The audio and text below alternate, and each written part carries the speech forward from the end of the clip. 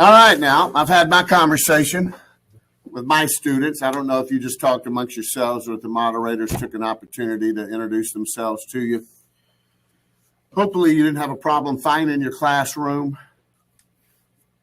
Regardless of whether you're there or not, we're about to begin. You should have been provided some materials and a textbook, and we're going to kind of try to go over some of those materials. If these materials haven't been provided you, don't panic. We'll make sure you get them at some point in time. First of all, I want all of you to know that we have a Facebook page called My Real Estate School. I'm going to ask you kindly to either like it or follow it. I don't know the difference between the two as far as what it means to us. But the minute you like it or follow it, now it will show up on your news feed whenever we have new posts. And guys, a lot of times we have to cancel class because of inclement, is that the right word? Yeah, inclement weather. And we used to try to hustle and email people, but people don't check their damn emails. We got a text program where we can text you on the phone. So when you fill out your student enrollment agreement, if you would provide us your cell number, because occasionally we will do a text notification for canceling class because of storms and whatnot. This is a one-horse show. I'm the horse, and sometimes I get sick. I ain't been sick in a long time, but sometimes I get sick, and if we have to cancel class, we'll do so by text or by Facebook. Now, we will always use our Facebook page. So if you see there's inclement weather, it would make sense to you to visit our Facebook page and see if we have canceled class, especially if you have a considerable drive to get here or to get to wherever you're at. So as I go through some of these materials, don't panic if you don't have them. They're not necessary for you to start tonight. And you can message me outside of class, and we can handle it that way. Also, your point of contact as far as admin on my side, if you want to write this down, is Ashley, spelled traditionally A-S-H-L-E-Y, Ashley at our website, alabamarealestateclass.com. It's a long one, alabamarealestateclass.com. So Ashley at alabamarealestateclass.com. We also have a study group Facebook page. You'll either be invited or you'll see it somewhere. We encourage you to join that page. And anytime you're outside of class studying, if you have some questions about the material, you can put it in the page. An instructor will reply. I mean, you can put it as an open post. You don't have to message us, but an instructor might answer or other students might answer. It's a good place to have discussion. But guys, the best way to get a message to us and to get it returned quickly is to do it from My Real Estate School's Facebook page. Whenever I get a message on that page, my phone dings just like I get a text message. And, as I get older, I ain't got a whole lot going on. So I do pretty good responding to messages. I got the 15-minute badge. Anybody know what the 15-minute badge is on Facebook? When you got a Facebook company page, if you don't return messages within 15 minutes, it screws up your algorithm. You don't show up. But if you keep a 15-minute badge, average within 15-minute replies, and it keeps me in a stronger algorithm. So I maintain that 15-minute badge and have for a few years. You should have been provided the course schedule. If you don't have it, you're going to receive an email not long after this class giving you some additional information. You received a welcome to class confirmation email that can be used as your receipt. But you'll be provided some other links. But yeah, there is a course schedule. Also, the detailed outline for the actual exam. This comes from the PSI, who is Alabama contracts with PSI to do the exam. Again, this information isn't necessary for us to begin tonight. So please don't think you got to hold crap up. Oh, I didn't got that. Don't worry about it, man. Let's keep flowing. Boo, boo, boo, boo. Hold on. And mainly, one thing I know you got is a syllabus and a student enrollment agreement. Now, when you fill out your student enrollment agreement, guys, we know who have prepaid and who have not. So if you get contacted within 48 hours because we can't find where you paid, then it'll be for that. But we know the majority of you have paid. This is not for that reason, but it is for our records that we have to submit to the state. When you give us an email address, don't give us a company email address where you're currently working. Give us a private email address and try to relax your spam filter. Guys, we cannot solve the spam filter issue. Some people's spam filters are stronger than others. But every Friday, we send out a weekly recap email. It does what it says it does. It recaps that week. We send you the meat and potato in the form of bullet points for what was covered during that week. Plus, we will send you hot links to sites that give you free flashcards for that subject matter, hot links to websites with other instructors like me, perhaps, teaching the same material. They're just hot links that are for you as a student. I don't know what's going to be behind every one of them, but they're purposely put in the emails to provide you some resource. Please print legibly as though somebody needs to read it. And I don't need your full birth certificate name. So if your name is William Henry Jones Harrison, but people call you Lefty, we're cool with Lefty. But yeah, give us a private email address, not a company email address. And if you are not we'll try to work it out one time. So you can shoot Ashley an email. Ashley, I didn't get the weekly recap. We'll try it one more time. But if you don't get it the second time, that just means your spam filter's an asshole. Pardon my French. But yeah, some spam filters we have determined are just a-holes, so find out if someone in your class is indeed receiving them and just ask them to forward them to you every Friday. Problem solved. But we pulled our hair out for a couple of years trying to figure out ways to overcome the spam filter, and we just can't. We're not Bill Gates. We don't know how to do it. So again, the easy solution is the best solution. So if someone in your class is getting them, even though you aren't, have them forward them to you. Problem solved. You got a syllabus right behind with the information. Guys, I used to throw my syllabus away the day I got it because I really didn't know what they were for. But you don't want to throw the syllabus away. It's got everything you're going to need in it. So if you lose it, call us. We'll email you another one. All right. But you don't want to lose this syllabus. It gives you a lot of academic mumbo jumbo, which is what syllabuses are supposed to have. But we also tell you what the state requirements are.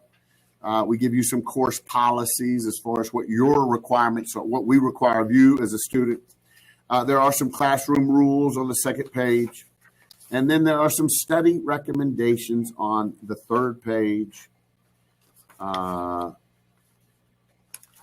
And then some additional information about the state exam on the last page.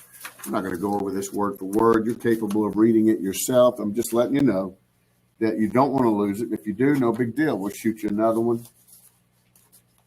But most often, every answer to every question a student has is in the syllabus or on our website. People will take 20 seconds to type us a message when they could have found out the answer in 3 clicks. I got no problem answering questions. I'm just saying, more often than not, you'll find the answer quicker without messaging me if you just look at your syllabus or our website. So I think I've got the folder covered. We can set it aside. You've got your book in front of you.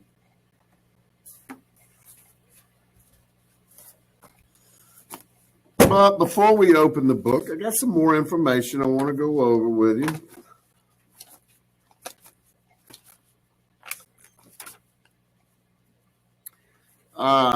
Guys, you need to let your family, if you live with others, you have a spouse, youngins, any combination of them, let them know for the next 10 weeks that you have an objective, that you might be normally responsible for running some errands and doing certain chores. Just ask for 10 weeks for your family to forgive you, to pick the ball up, so to speak, and to let you have 10 weeks to dedicate to this. And guys, I used to have an instructor, a teacher in school, and she would say, guys, your brain is like a sponge. I bet you've heard a teacher say something corny like that, right? But you know what I discovered? It's really true, literally, as much as it is metaphorically.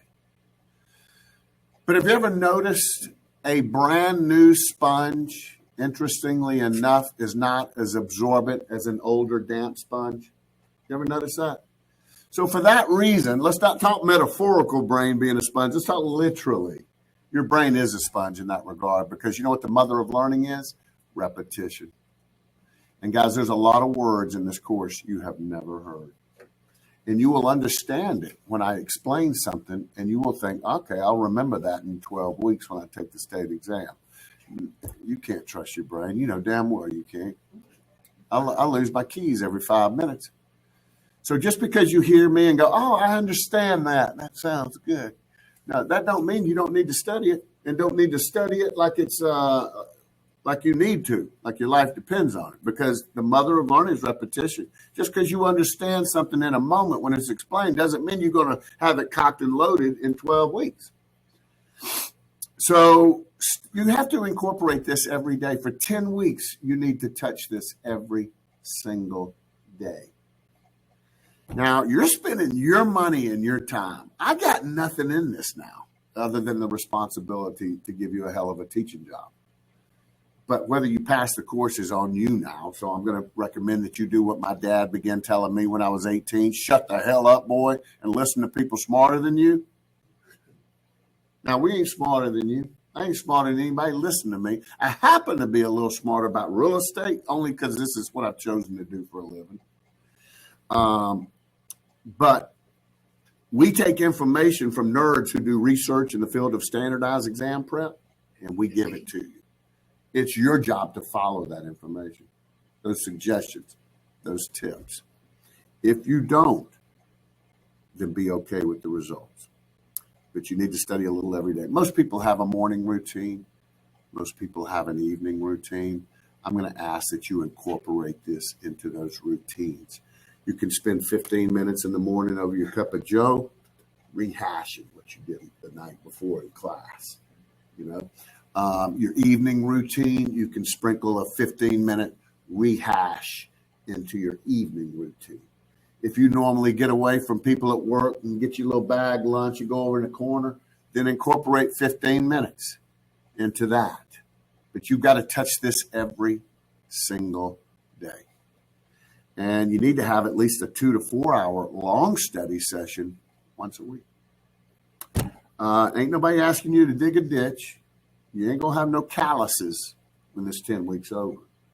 But if you don't follow our instructions, prepare for the results. I'm going to ask you to take notes while I teach. When I decided to become, I have sold real estate. I have mortgage. I've been in the wholesale mortgage business, retail mortgage. Now I happen to be teaching full time. And I used to think taking notes was to give yourself something to study outside of class. And I think everybody in here who's listening to me has taken a class, taken notes, and used them for that.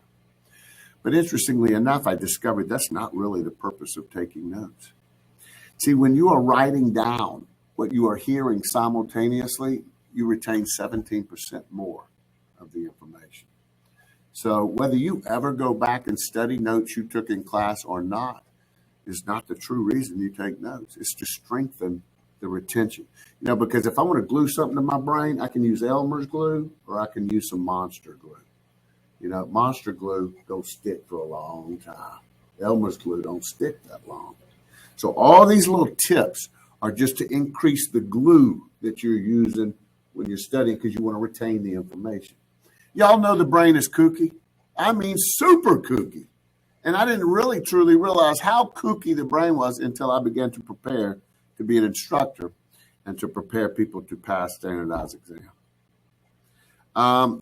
Guys, there's a lot of textbooks, a lot of publishers of books that are required that students use in class.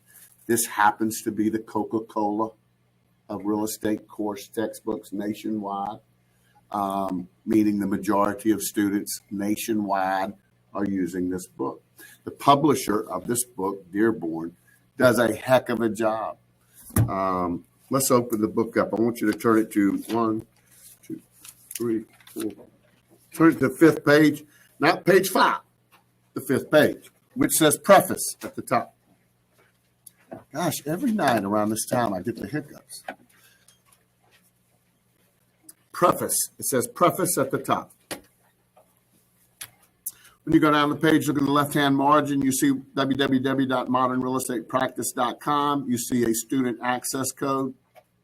You can utilize this. Guys, I'm done making money off of you, but Dearborn is a company that makes money.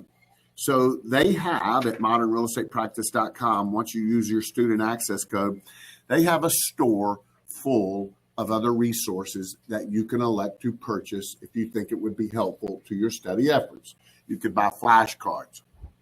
You can buy a CD-ROM where somebody is reading the whole book. And I have people that they say, Mark, I put my earbuds in and listen to it while I sleep at night. Did you get a book in a folder? Yeah, man. Late and ain't paying attention. I bet he ain't got a pen either.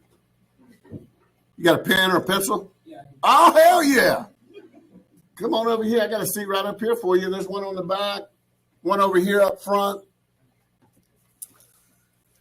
But yeah, modernrealestatepractice.com. I don't even know what all they got, frankly. I haven't been a student in a while, so it's for you to go check out. Also, check it out right inside the cover. Right inside the cover of the book, you got a little green thing. That's their most important, or that's the most popular tool, the app. Now, I'm looking for a paper clip. There we go. My students tell me the app is what made the difference. Now, you'll notice when you can download it for free, but then you have to purchase it for time. It's an app that will dissolve, figuratively speaking, from your phone. They don't want this information being shared to people who ain't paid for it, I reckon. I don't know. Point being is, we're all good at coming up with excuses for why we didn't do what we were supposed to do. Hell, I'm a pro at it. And I can imagine being a student right now, taking a course like you are, and getting home and being upstairs and thinking, I need to study like Mark said, but you know what? I left my book at the office. In my mind, I'm like, hell yeah. Because I just provided myself a legitimate excuse for why I ain't going to study tonight. But you know what? The one thing we always have on us? Our phone. Even when we're in the can. So I fight myself. I don't know who your worst enemy is. I am my worst enemy. And I have to have a come to Jesus meeting with myself at least once a month. I curse myself out in the mirror. Get on to myself for not doing certain things.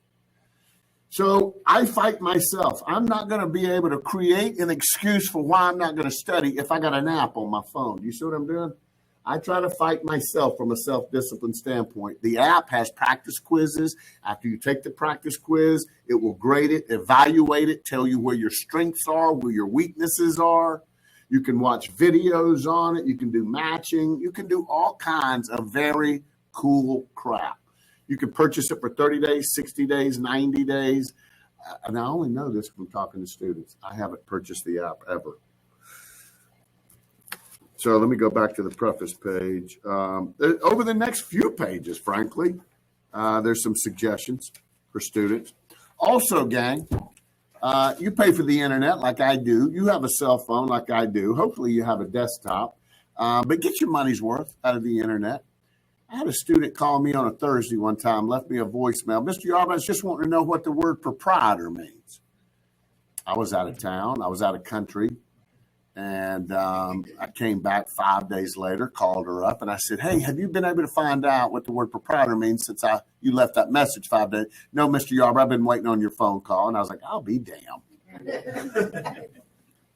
All you got to do is put the word proprietor in the Google search bar. 80 billion results will pop up. You ain't got to wait on me. Now, I'm willing to answer calls. I'm willing to answer questions and messages. But, you grown folks, you got to be a little assertive. And, frankly, since this is the most common book used in the country, you can go to YouTube and whatever chapter you had a problem with, let's say Unit 9, you could put Unit 9 Real Estate Agency in the YouTube search bar, and a million knuckleheads around the country like me who have recorded their classroom either in a podcast room like a phone booth or a legitimate classroom will pop up. And if the mother of learning is repetition, what has the internet provided you? As much of it as you require. When I took this course in 1987, I heard it one time from the instructor. One time. And if I forgot it by the time I got home, I was screwed. Okay, you guys got the internet. You can hear the same. And frankly, sometimes you take from one preacher and you don't take from the other preacher. Y'all ever heard that? Y'all understand that? You might not understood it the way I explained it, but you hear another instructor on the YouTube and you think, well, I get it now. Because you might have received it from them better than you did me. But you got to be a little assertive in this adult game and take matters into your own hands sometimes. So be prepared to utilize the internet, primarily YouTube. Also, I try to keep down on the cost of the course. There is a workbook that accompanies this book. If some of you have been in school recently, you know that it's fairly common for a primary textbook to have a little workbook that goes along with it. So rather than include the workbook and increase the cost of the course, I made it optional.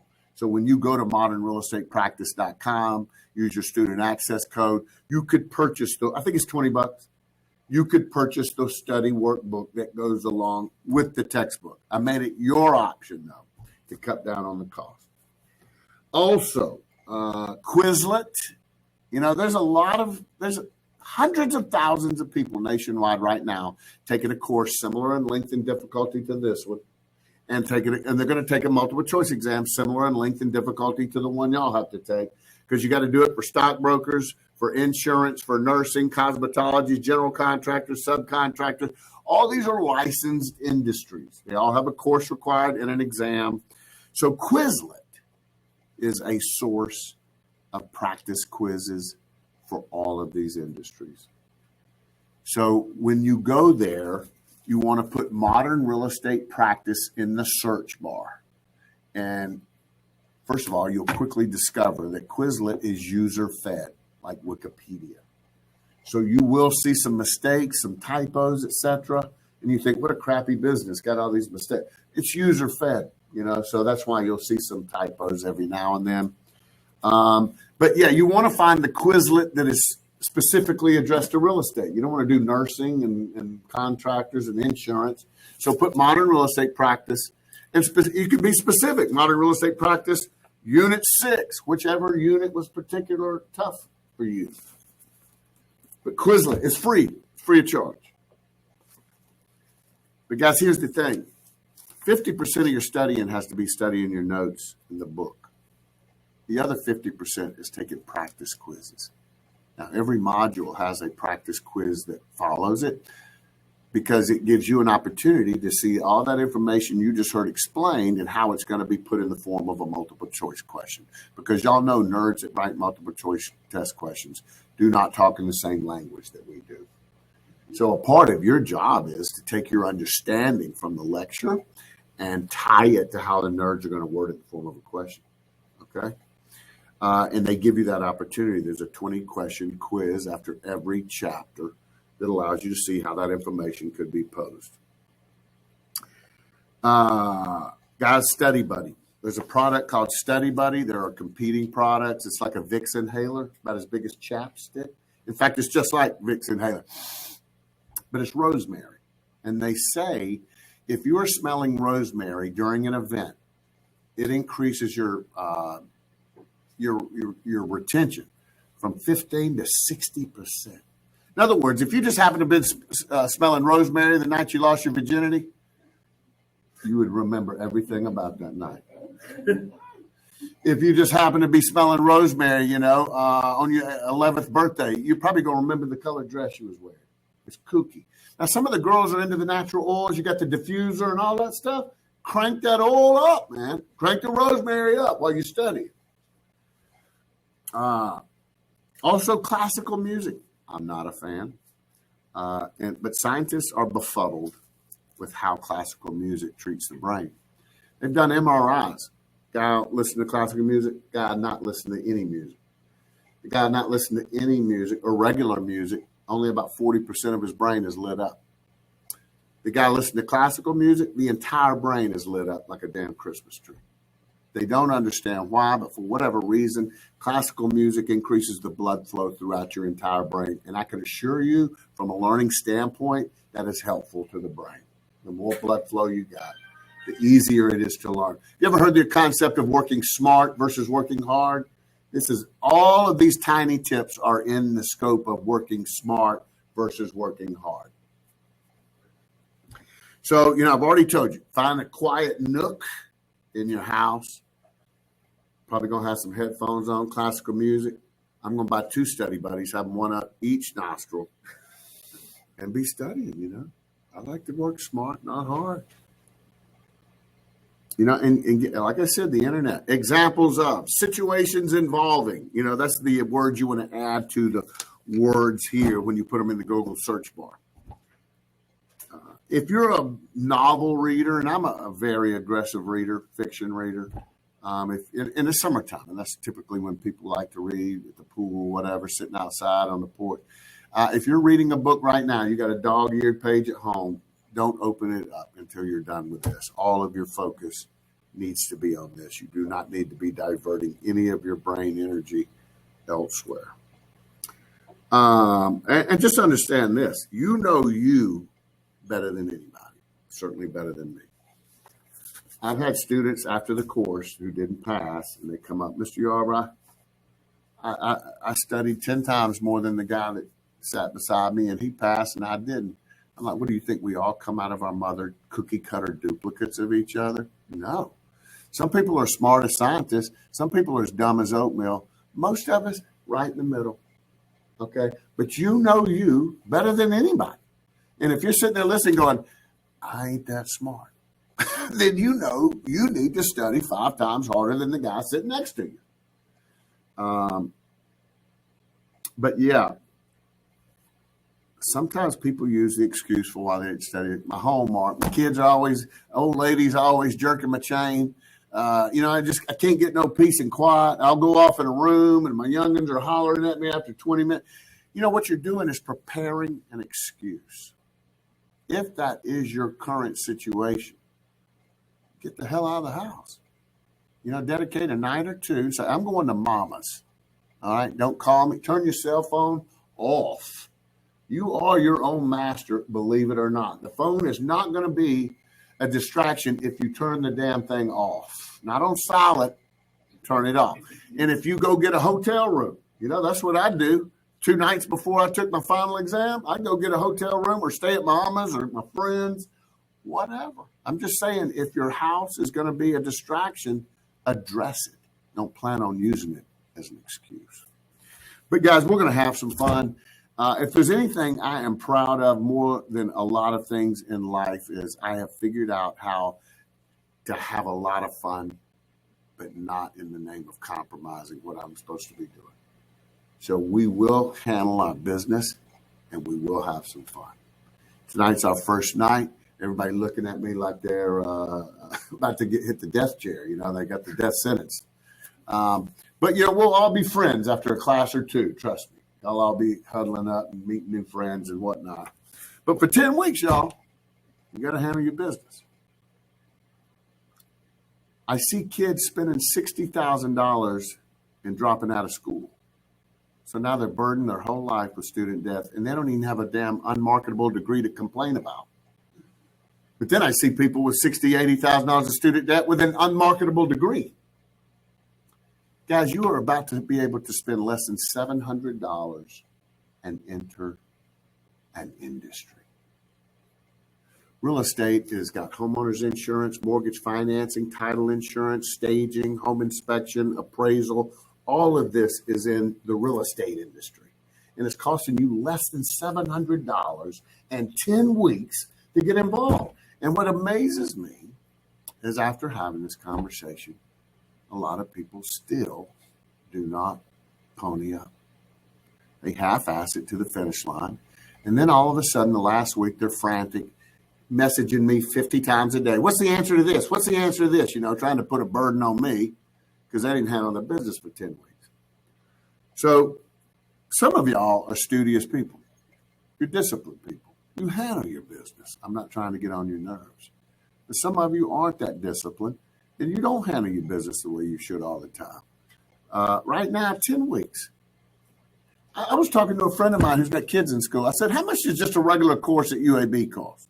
Like if I was going to take English history. She said about $1,800. And then you buy the books, you got $2K.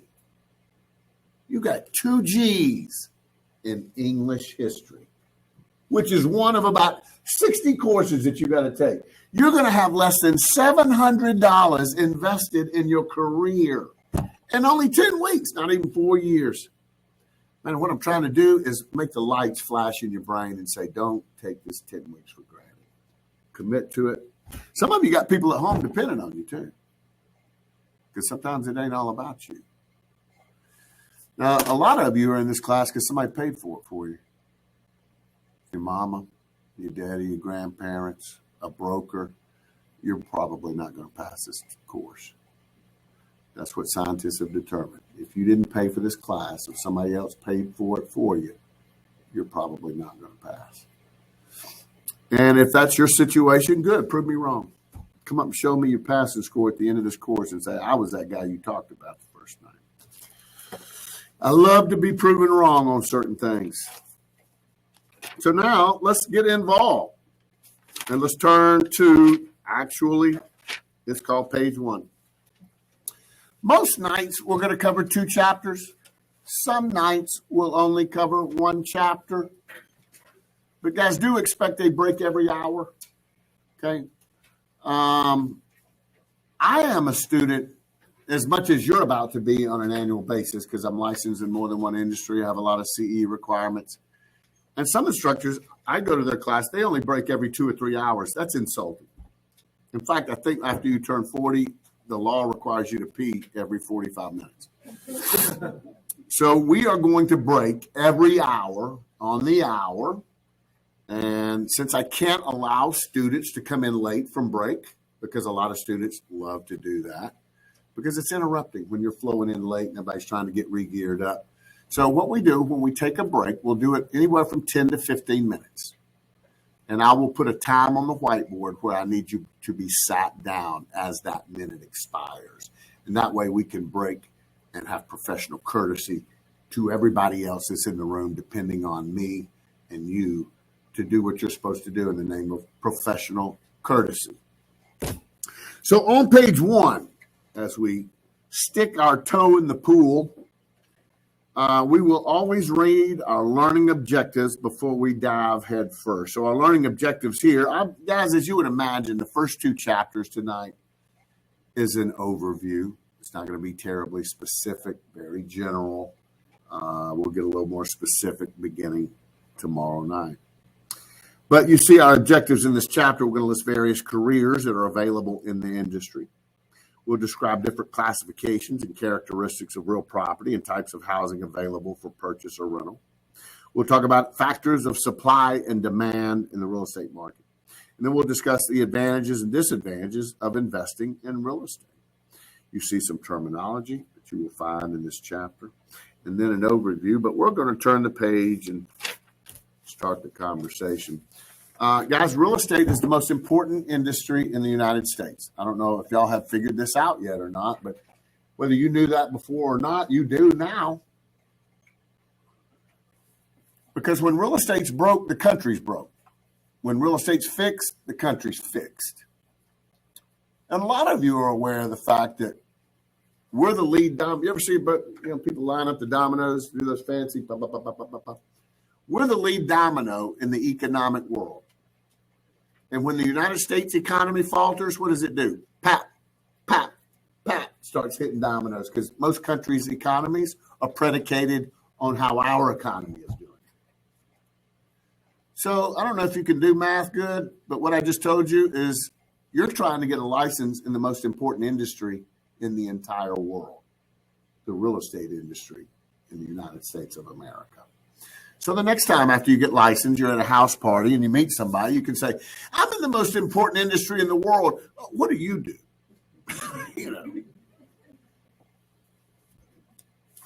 But real estate is a business of many specializations. The primary specialization is brokerage, and that's what you're trying to get into. I don't know any of you personally. The majority of you statistically are coming into this course for the purpose of selling residential real estate. But some of you are wanting to get in this course and get involved with commercial real estate. Some of you are investors. You've been wholesaling and you want to not wholesale. You want to do it the way that's required if you have a license. Or you're investors of some other sort, building a rental portfolio, flipping properties, etc. There's a variety of you out there. But again, statistically, the majority of you are in this for the purpose of selling residential real estate. So fair or unfair, all of the licensing material is focused on residential sales. So if that's not what you're going to go into once you pass and get your state license, there will be additional training in your particular area of expertise. So if you want to go into commercial leasing, commercial development, commercial sales, if you want to go into residential, new construction, etc., there is training for every area, every niche, every area of specialization. But brokerage is the primary. The funny thing is we call ourselves sales people, but ironically, we're not hired to sell real estate. The only person that can sell real estate is the owner by signing a deed at the closing. And what we're really hired to do is to introduce the buyer to a seller. We're kind of, if you want to say, Cupids in the business world, not Cupids in the romance world. We introduce seller to buyer, and if they get together and connect, then we get paid monies for being the go-between, for being the introducer. You know, even in property management, we're still not necessarily brokers. We're Cupids. You know, owners will call us and say, Mark, will you manage my apartment building? Mark, will you manage my office building? And by asking me to manage it, they're also asking me to keep it full of tenants. So I have to find tenants and introduce them to my owner's property. Again, effectively, I'm a Cupid. So that's brokerage. Every industry has brokers. Appraisal is a big part of the real estate industry. Appraisal is a big part of many industries, but it is a very big part of the real estate industry. Before the lender cuts a check for a buyer on a property, they want to make sure that what the buyer and seller agreed to as a price is actually the market value of the property. So they'll have the property appraised. If the appraisal comes in higher than the contract price, that's an indication the property was overpriced, and they won't fund it. They will not fund more than the appraised value. You'll know about the appraisal industry after taking this course than you ever thought you'd know in your whole life. Property management, again, property management can be small outfits or they can be very sophisticated outfits. You know, I might work for a property manager company and we manage a 70-story office tower in Boston, a 52-story office tower in Philly, and we manage 212 apartment complexes throughout the United States. That's a sophisticated property manager. But then sometimes in a town, I might be Mark Yarbrough. I might be a property manager, and I manage Edna's 8 rental properties. They were her husband's, and frankly, they were just a hobby for her husband because he was retired. He gave him something to do, go fix the plumbing on one of his units. But then when he died, Edna don't know what to do with him, so she hired me to manage her 8 rental properties. And I might manage Tommy's 3 rental properties. He's retired too, and he's picked up 2 or 3 rental properties just to have something to do as a retired fella. And he asked me to manage them for him. So, that's a small-time property manager. And a lot of times, small-time property managers, they wear many hats. Sure, they might be showing a unit on Thursday to a single mother with 2 cute rugrats. But hell, on Saturday, I'm fixing the plumbing in another rental property I own. And then on Sunday, I'm cutting the grass in front of another rental property I own. So some property managers, they wear many hats. Some sophisticated, some not so sophisticated. Page 3, financing, huge part of the real estate industry. I think the statistic is 8 out of 10 purchasers have to get financing. You may think yourself now to be naive about mortgage financing. But after taking this course, and frankly, after 6 months in the business, you'll know more about mortgage financing than you ever thought you would, just from having to deal with it and be connected to it. Subdivision and development, you could just call it new construction. That is definitely an area of specialization. Some realtors will do anything and everything. Some realtors will choose to specialize in a particular area. There's no right or wrong for either or. Like I know people, they'll sell a new home. They got a builder or two that'll feed them a new home to sell, but they just focus on resales. I know some realtors, they focus on new construction, but they'll get involved with a resale if they need to. But most realtors do a little of both. But I know some realtors, they only work in new construction. So subdivision and development, definitely a big area of specialization. Home inspection, huge area of specialization. Home inspectors have only been around in the real estate industry around 25 years. You didn't have a go-to home inspector in the mid-90s. But, the need for home inspectors is fairly logical. Who wants to spend a lot of money on a lemon? Nobody. So most purchasers of real estate will make their offer on a piece of property conditioned upon them being satisfied with the results of a home inspection. My brother-in-law is a home inspector right now. He's retired. Frankly, how old is my brother-in-law? 75. Wow. But he's still working full-time in the home inspection business, making a fair living. So if you know anybody that just happens, they're not trained, but they just happen to be the guy around the house that can fix everything, plumbing, electrical, and that's your old man, hell, y'all could work side by side in the real estate industry. Home inspection is a legitimate industry. You make $250 to $400 a pop. If you make $300 a pop, if you do one inspection a day, and trust me, that ain't hustling. One inspection a day, you make a $75K.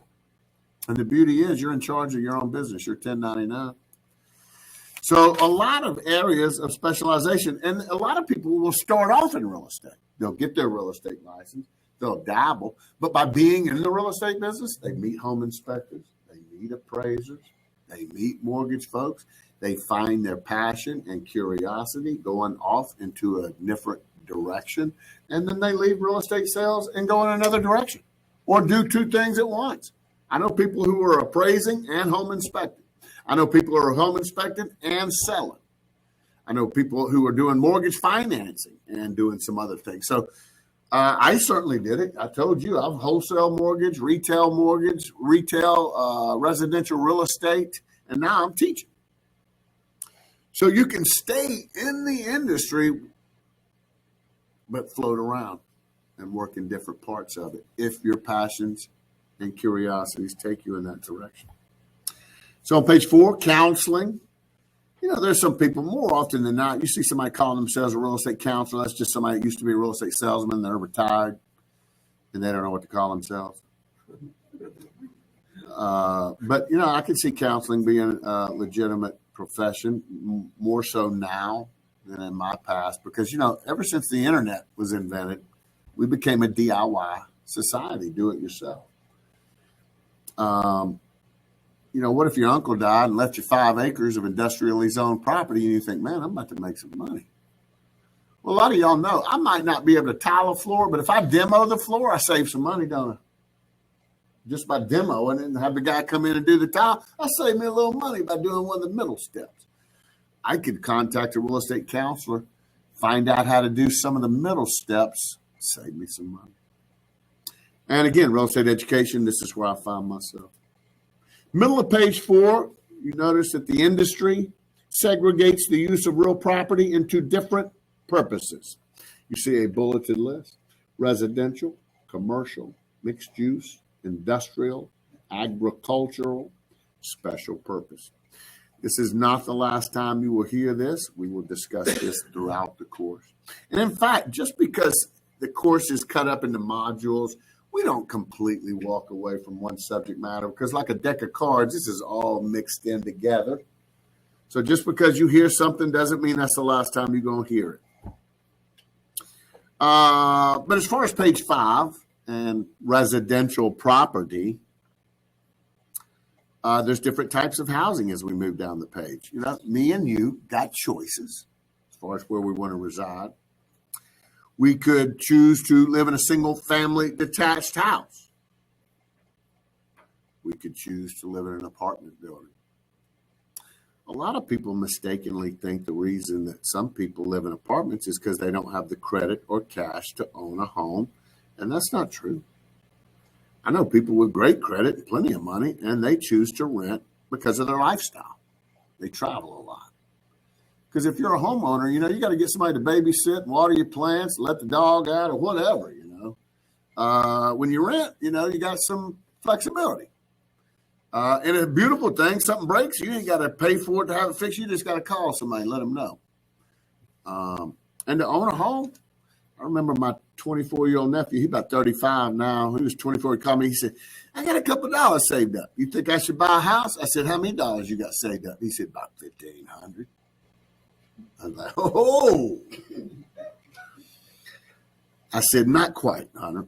Because, you know, about 5 summers ago, my air conditioner went out. If I hadn't had $8,000 just laying the hell around, the rest of my summer would have been miserable. You know, so I mean, you know, everything's like in give and take. You know, you want this, you got to give this up. You want this, you got to give this up. You know, so if you want a home, you got to accept some responsibilities that come with it that you didn't have to worry about as a renter. And if you want to rent, you have to understand that you're not going to get the tax advantages of home ownership, and you're not building equity. So each side's got their benefits and their detractors.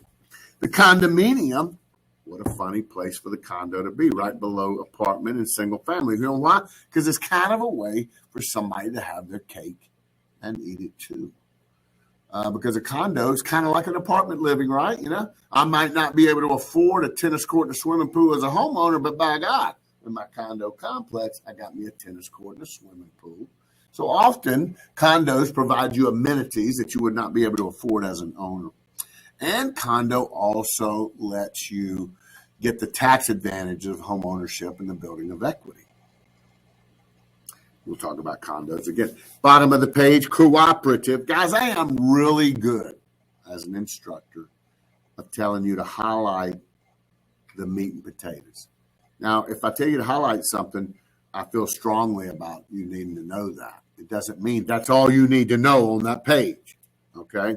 Because that's what a lot of students do. They'll just only study what Mark said to highlight. That is not the purpose of the highlight. But a cooperative at the bottom of the page is interesting because initially when the cooperative came about, it came about during the First Depression, 1920s. And it was a way for poor people to collectivize their money, come together, many poor people, and purchase real estate and own it. The irony is over time, it has become a way for well-to-do people to own properties. Like Oprah lives in a co-op. You know, Bill Gates, you know, well, he probably owns the damn thing. But anyway, they fancy people. They live in co-ops very often. A cooperative is also an apartment. And, you know, apartments, when they say apartments in New York City, they ain't the apartments that we think about here in Birmingham. They're different kinds of apartments. They're for celebrities and fancy people. But in there, just for the fun of it, you see a highlighted term, proprietary lease, an italicized term in that last paragraph. I want you to kind of always marry those two together, cooperative and proprietary lease.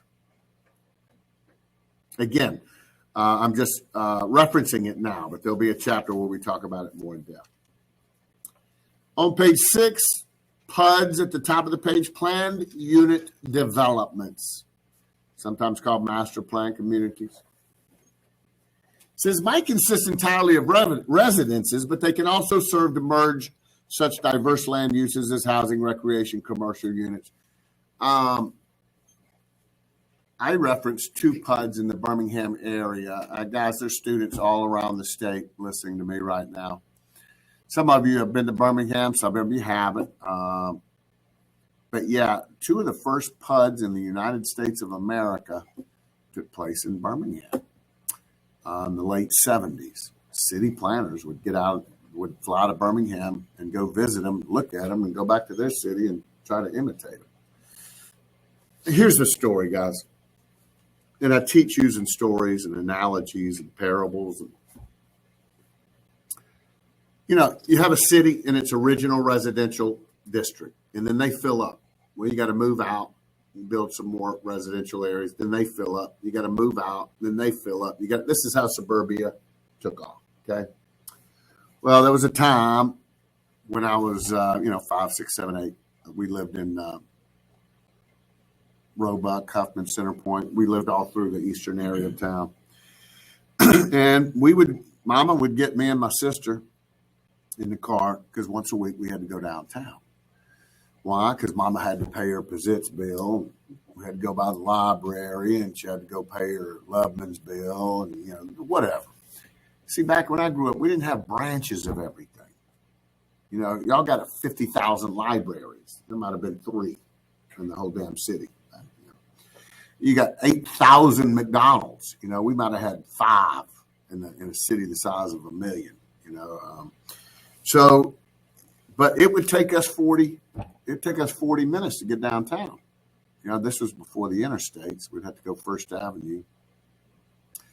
Well, suburbia had just gotten so far out, PUDs became necessary. I don't know if you've ever heard the mother of invention is necessity. Because again, real estate feels strongly about segregating use. We want Tarrant as an example. That's my stomping grounds. Tarrant is an industrial part of Birmingham, a bunch of smokestacks and factories. And you always want to try to have manufacturing on one side of town, residential over here, commercial over here. You try to segregate its use. But it got to the point where I'm like in my story with my mama having to go downtown that PUDs became necessary, where you would have a lot of those multi-uses in a small area. So for some of y'all, I don't know if some of you satellite students know where River Chase Parkway is, but off of 31 in the River Chase area, it's about a 2-mile stretch of road. It connects you to Valleydale. But you can picture driving River Chase Parkway on that. It's less than 2 miles. On that about 1.5 mile road stretch, there's residential subdivisions, there's office building complexes, there's daycare, there's hotel, a bunch of uses in one little area. That is a planned unit development. Highrise, the next paragraph, high-rise developments, sometimes called mixed-use developments, MUDs. They combine office space, stores, theaters, apartments into a single vertical community. Guys, over the last 20 years, most medium-sized cities in the country have been trying to revitalize their urban areas in order to bring back a residential community. Most medium-sized cities have done a very good job. In the Southeast, that would be Baton Rouge and Jackson, Birmingham, Montgomery, Mobile, Columbus, Georgia, medium-sized cities, not your big gargantuans. Birmingham's done a bang-up job. I'm not as familiar with a lot of other cities. Huntsville's done a bang-up job, but Birmingham's done a really good job. But the only way you can invite people to come live downtown is to provide them what you need when you live somewhere. What do you need? Post office, grocery store, hardware store, gift shop, etc. So if I were to want to build a 30-story building in downtown Birmingham, they might say, in the context of MUDs, mixed-use developments, they might say, Mark, we're going to let you build this 30-story building, but we want the first story, the first layer on the street to be retail, so you can put a Subway, whatever. And then we want the second through the 5th stories to be apartments. And then you can have from the 6th through the 30th to be office space. That way you're providing everything, places to work, places to eat, all in one vertical building. You force this through zoning. So a nice segue, because in keeping with what I just talked about, the revitalization of urban areas, you've got to convert properties. So you've seen over this 20-year period of time, old factories, warehouses, office buildings, hotels, schools, churches, etc., being converted, not only to residential use, but other uses. Got factory-built housing. As we move down the page, you see they're often derided as the mobile home. They haven't been true mobile homes since the late 50s. I think they stopped putting axles on them in the late 50s. But even after they stopped putting axles on them, we still call them mobile homes. And now we refer to them more as manufactured or factory-built housing. And the quality of this type of construction is light years away from where it was 25 years away. It's quality construction. We see it driving down the road, taking up 3 damn lanes. It reminds me of my uncle Otto. Trust me, he was country as cornbread, but somehow he got a German first name. But they were from a town. I don't know if anywhere y'all know, if you drive down 280 like you're heading toward Auburn, about 20 miles outside Auburn, there's Highway 9. Go down through Rockford, Equality, Nicksburg. I don't know if y'all know anything about it. That's where my mother and father's all from. Well, there's a particular town that my uncle and aunt are from right down that road called Seaman, Alabama. You heard me correctly. I'll tell you a story about that. Sitting in the living room with my uncle and my aunt, we was watching Wheel of Fortune. And after the show went off, my uncle said, "Laura May, did you send that letter in this week?" She said, "Of course I did, Otto." I went in the kitchen with her and I said, "What is he talking about?" This is before the internet. She said, "He wants to be on that damn show." And back then you had to send a letter in to, So he was making her send a letter in every week. I said, "You ain't sending that damn letter, are you?" She said, "Hell no, don't you tell him." Because we all knew that if he got on the show, "So where are you from?" "Seaman, Alabama." Just reinforcing every stereotype anybody's ever had of it. And what's the host of Wheel of Fortune? Pat Sajak? Pat said, "Sir, we're all from Seaman." I mean, what town are you from? I mean, inappropriate from night one. Don't wait around. No, but that's a true story. Some of you may know Seaman, Alabama. But yeah, we was at a family reunion in Box Springs, Georgia. And this was after we had already eaten. Everybody's sitting under the shade trees, unbuckling their pants, talking about who brought what pie. And my Uncle Otto, chewing on a toothpick, he said, "So you're in the real estate business, Mark?" He said, "I've always wanted to ask somebody this question." I said, "What you got?" He said, "Why don't they make 2-story mobile homes?" I said, "And why in the hell would they?" He said, "For folks that's got money." For folks that's got money. Y'all will hear a few stories about my uncle throughout this 10-week course. He was in charge, too.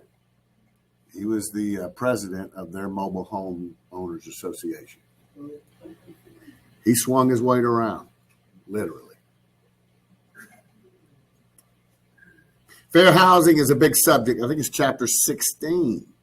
But it is one of the largest pieces of legislation that affects real estate. There will be a time and place for us to break it down. Bottom of page 6, you see the real estate market. I don't know any of it personally. I don't know if you've taken economics. But if you have taken economics in school, then you learned a little bit about a market and the precepts of supply and demand. Look at the top of page 7. If you did take an economics course in college, you remembered that there was a bar graph and you've got supply and demand. Where they intersect is the equilibrium, if you will. It establishes a price. And you could have a couple of questions on supply and demand. One's going to be easy. One's going to be nerd words. It may say I have a question that says, "You're the manager of a 300-unit apartment complex. You have 299 units rented out. Should you go up on rent or should you go down?" The fact that you have 299 out of 300 rented means you got demand. So you should go up. I mean, supply and demand. You see occasionally rich nerds spending millions of dollars on a Henry Aaron rookie baseball card because there's only 3 in the world. but you see that bubble gum's very cheap because it's coming off by the millions off assembly lines on an hourly basis at different places around the world. So supply and demand is a very logical subject. You don't have to be a nerd to understand the basic tenets of the subject. But guys, a lot of this, again, tonight's light and fluffy. And I do a hell of a job. I mean, I break it down. You're not going to have a problem understanding a lot of this because I break it down. But I hope at some point in time, before it's too late, that you understand the importance of keeping your brain damp a little bit at all times. You know, and sometimes a little bit consistently at the end makes a significant impact. My mother, 20 years ago, wanted to lose a little weight. She started walking 2 miles a day. We don't know where the hell she is. In the middle of page 7, you see supply and demand in the real estate market. There's 2 words in that paragraph I'd like for you to highlight. They are both italicized, the word uniqueness and the word immobility. Again, every market is unique. The real estate market is different than the car industry, which is different than the furniture industry. But real estate is probably the most unique market, mainly because of the permanence of the investment. Everything that is manufactured or pulled out of the earth like a fuel, it goes away very quickly. A car, as it rolls off the assembly line, is getting close to the junkyard. But real estate, until the earth blows up, is here to stay. So the permanence of real estate has always, first of all, that was the permanence, has always made it a very unique market. But in immobility, you know, real estate, you can't pick it up and tote it around. It's not mobile. Personal property is mobile. Real estate is immobile.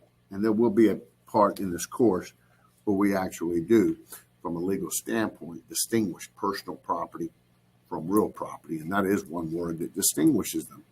Real estate has a lack of mobility. It ain't going nowhere. And uniqueness meaning no 2 snowflakes alike. You ever heard that? Of course. Real estate is like snowflakes. Every piece of real estate has its own longitude, latitude, altitude, etc. So let's turn the page. I missed our first break. I got carried away. So let's just do a 7:30 break. I screwed up on night 1, so we'll do a 7:30 break, and then I'll get you out of here at 9, probably 8:30. I mean, I'm getting nothing from these people. They're scared, man. Night 1, everybody's scared. Don't be scared. Top of page 8, factors affecting supply.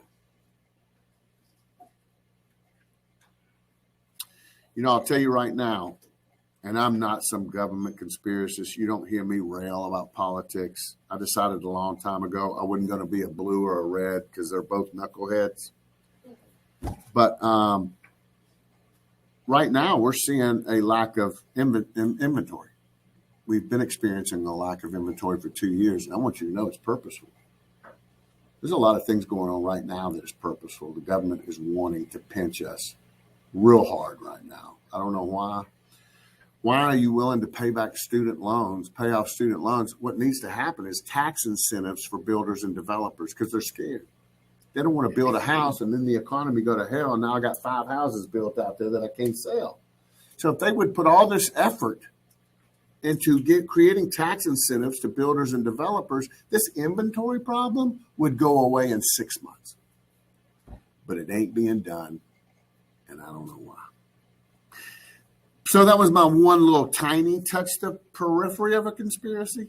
You won't get it anymore from me. Factors affecting supply, labor force, construction, and material costs. Right now, this is a big part of what's affecting us right now, the material costs. You know, supply and demand. If houses are very popular right now, and they are, don't you think all the materials involved in making houses are very popular? Yeah, it's kind of logical. So the costs, concrete, lumber, terribly expensive right now. And, labor force, you see a smaller labor force in small towns. That's why in small towns, you don't see a lot of new inventory being built weekly and monthly. But in big towns, you do. Government controls and monetary policy. Yeah, this is going back to what I just said. This is the government making stuff crappy right now. But yeah, government can control through monetary policy. The Fed can make some monetary moves, which causes banks to either raise or lower interest rates. Impact fees. You don't need to write that down. We'll talk about it in another chapter. But typically when a builder builds a home, he pays to that municipality an impact fee. It's what the city charges a builder to build a new home. The thinking is the builder is impacting the community by adding a home. Now there's going to be more wear on the road, probably another kid in the school. Somebody's going to be pulling from the electric, So every time you build a home, it's a drain on the resources the city provides. So that's the justification of charging an impact fee.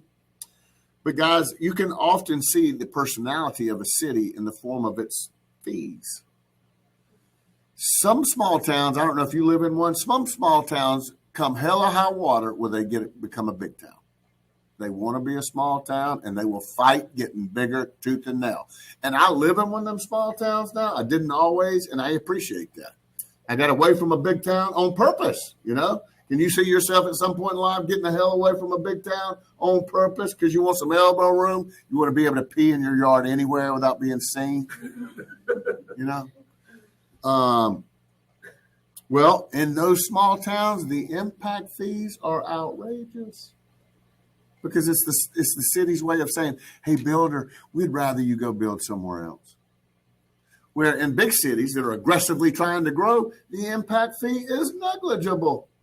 Because that's a big city inviting builders. We are aggressive. We want to grow. Business licenses. Birmingham will almost give you a business license. Some towns, a business license costs you $1,000 a year. And that's their quiet way of saying, we'd rather you not set up a business in this town. We're trying to discourage you from doing so by charging this much. So you can see the personality of a town come out in various ways. Factors affecting demand. At the bottom of page 8, population. Guys, I don't as much anymore, but I'm a believer in going to your industry's annual convention. Usually they hold it in a sexy city to encourage attendance. It used to be in Orlando, Vegas, Atlanta, Los Angeles, somewhere, people were like, hey, I want to go. And usually when I go to a convention, I will rent a car and I'll drive around for a day or two. And go to open houses, walk in real estate companies. I don't ever let anybody know I'm in the industry. I just kind of want to be a fly on the wall and see how they do things in this state different than we do in Alabama, So in San Francisco one time, went and saw an open house. The building, they have a lot of brownstones in big cities, kind of like the Cosby Show, the house they use. We don't have a lot of those in Birmingham. Now, this one that I was going into was not as nice as the Cosby Show one, but it wasn't a crappy one. It was right in the middle. It was old, probably built in the 30s. I think it was about 1,800 square feet, 3 bedrooms, 1.5 baths. And it was dated. When I say dated, I don't mean 60s and 70s colors. I mean 30s and 40s colors. It was dated. And they wanted $925,000. And, you start thinking, how much money do these people make in this damn city? You'll see, watch these real estate HGTV shows, there'll be a couple 28 years old. We're in the 500,000 range. The hell are you doing for a living, man? Jacking people? Anyway, I forgot where I was. Y'all, I got the worst case of ADHD that you've ever seen, but I'll get back in the ruts. Population. See, San Francisco, price of real estate is astronomical. There's several reasons. Cities have a fence. Not literally, but they have a perimeter. So in other words, there's a finite amount of real estate in a municipality. Anytime you have a finite amount, that right there is going to increase demand. And the problem is compounded in San Francisco because San Francisco has a larger percentage of professionals than other cities. So when you got money on top of demand, that really drives value up. You know, if I got 25 people in my class, if I tried to sell y'all a Ritz cracker for $5, y'all would laugh at me. But if I walked out of that door and padlocked it and left y'all in here for 3 days, and then came in here with that Ritz cracker that is now stale, y'all would commit some sins for that damn Ritz cracker. It didn't get better. The demand for it just got a lot bigger. So real estate in San Francisco and other cities is astronomical. I think to myself, do these people not know they can voluntarily leave that damn state? Watching an HGTV show, and that was in Boston. Guy was like, yeah, we're in the $500,000 to $600,000 range. They didn't get showed anything that had more than 750 square feet. Y'all, this room is about 750 square feet. And I thought, man, you come to Birmingham, shoot, you have 4,000 square feet. But nevertheless, population. Demographics. We just mentioned demographics, you know, the percentage of a population having college degrees. You know, Publix will not put a grocery store anywhere. The demographics have to be certain. They look for certain things, you know, and one of those particular demographics is they look for a certain number of percentage of the total population having graduated from college.